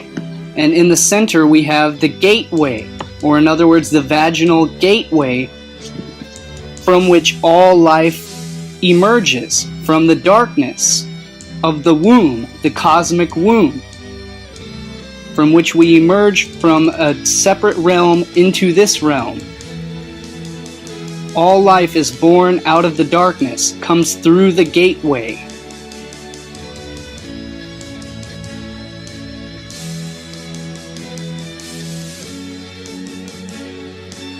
And the men of Freemasonry wear a feminine apron with the Masonic logo of the vagina right over covering their vagina because they don't want to get the cement onto their vagina. So when you actually want to know what the real all-seeing eye in the pyramid of the Illuminati, the symbol, is all about, all you need to do is look to the human body, which is what it's all about. And this is what none of the Christian YouTubers or the Christian, so-called fake Christian truthers are going to tell you, because they have no clue. They have no idea what they're talking about. So here is your all-seeing eye of Lucifer, your truncated pyramid, with the all-seeing eye in the middle. This is what it's all about, because you get to the innermost muscles of the perineum, and you have the deep transverse perennius. And again, this is the pubic archway.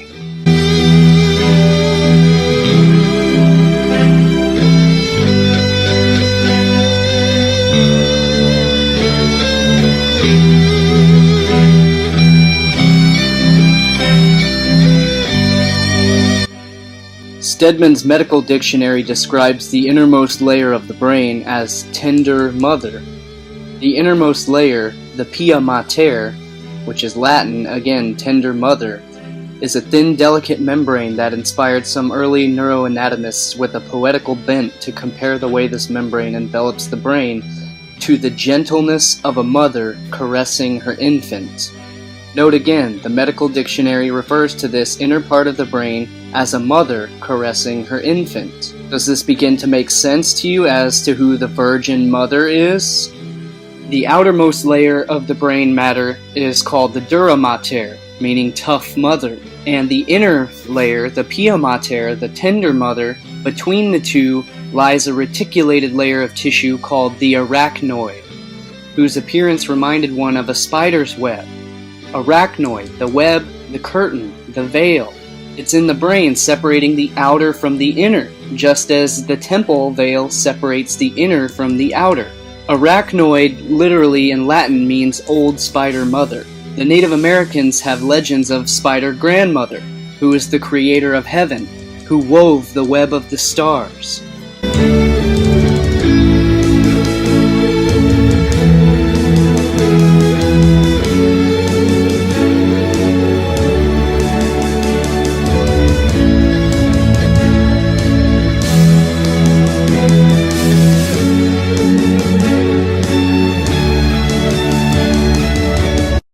Just as in our neuroanatomy we have the web woven of neural connections, just as in the universe we have the web of neural connections within the mind of the universe.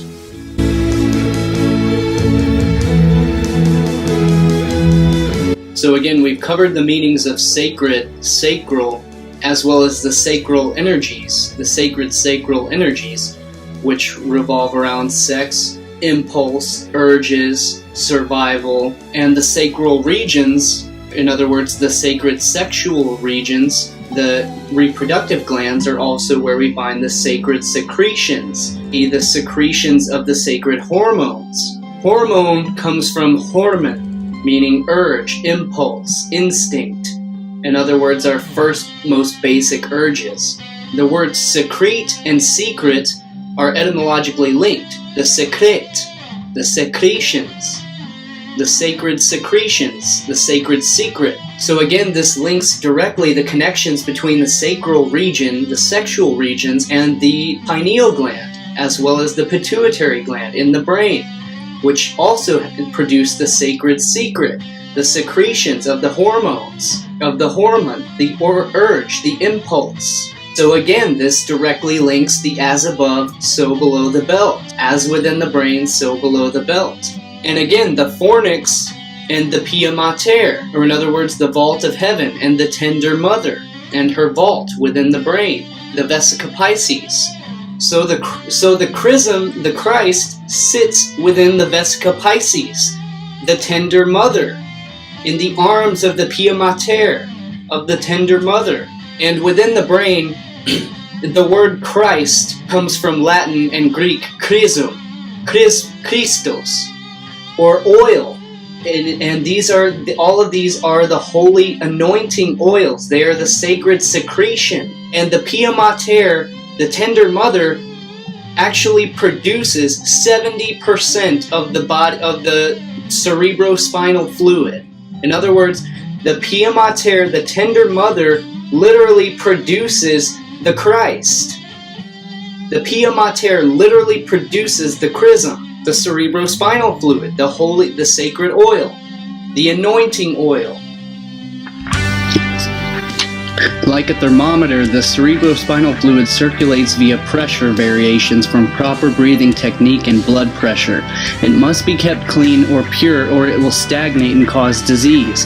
The cerebrospinal fluid, the Christ, gets crucified at the blood-brain barrier and the vagus nerve, the 33rd vertebrae. The Christ, the CSF, is produced and born in the fornix. It travels down, or in other words, the cave. It travels down, or the manger. It travels down the spine and rises up again like the phoenix after being crucified at the blood-brain barrier at the 33rd degree. Christ is crucified at the 33rd, age 33, the 33rd vertebrae, called Golgotha, the place of the skull. It is sanctified, consecrated at the inner sanctum, the womb, and the tomb. A sanctum means the innermost chamber. In other words, the third ventricle, the Holy of Holies. He comes from the womb and ends up in the tomb. The birth and the death, the first and the last, the Alpha and the Omega. Active production of spinal fluid, CSF, requires energy to cause the cell linings to the ventricles to secrete salt into the ventricles. The root word sal is where we get salvation, salivation, the salt of the earth. Salt saves. It's a preservative.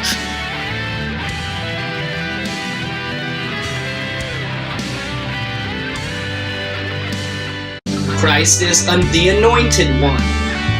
And you anoint something by anointing it with the sacred fluid, the milk, the cream. This brings us back to Proto-Indo-European root gu, to pour a libation as the root word for God. This is why you have to get down on your knees to receive the sacred cream, to receive the fluid onto your head, to get anointed with the sacred fluid, with the cream, the milk, the oil, to the land of milk and honey. What's the only substance that is sticky like honey, the consistency of honey, and is the color of milk? What is the only substance? It's the sacred secretion. It is the semen, from where we get the words like seminary, seminal. Seminary literally means a breeding ground, from seminarius, meaning of seed, literally from semen. The genitive is semenis, seed. The semen, the seed. The cum, meaning with or together. Meaning school for training priests.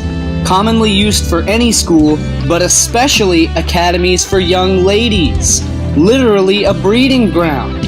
And this is why in the Catholic churches, this is why we find the pedophilia. This is why they're always associated with the children and the sex scandals, the pedophilia, the sex trafficking. Most religious terminology and symbology is rooted and stems from the seed, or the seminal, literally from the seed of ancient fertility rites, rites of passage, and sex. Because the sacral regions are where the most nerve endings in the body are located. And this is why when you have an orgasm, you have a godly experience. You have a communion with God. A cum-union, with Latin root word cum, does indeed connect etymologically to sex. Latin cum meaning with or together. And the only way that you come is you come with, or you come together as one. You become one with God. You come together with your sexual partner. Sure, you can do it individually, but it comes from together. It comes from two, being together or multiple. So it does link etymologically with the word come. And so when you graduate with honors or cum laude, You are indeed graduating or being anointed with the benefits. You are receiving the benefits. You're receiving the blessing. You're reaping the fruits of your labor. Just as the child is the fruit of the woman's labor. You're being anointed with the benefits. The knowledge of all the universe is evil. You keep them away from it through fear. You tell them to fear it at all costs. Therefore, they will never awaken. They will never have knowledge. That is how you control humanity. And as always, thank you guys for taking the time to watch the video. If you're new to my channel, make sure to subscribe to the button down below. Hit the bell notification button next to that and click get notifications for the channel. That way you're not missing any of the future updates. So that way you continue to get notifications from my future videos and my future presentations as well. If you haven't yet, you can receive updates from all of my full research articles and all of my full video presentations on my patreon.com/liftingtheveil. That way you're not missing out on any of my full research presentations, and you can cite all of my sources, and you can also choose to support my work from there as well if you appreciate it. Thanks for your time. Y'all have a good one. Keep lifting the veil.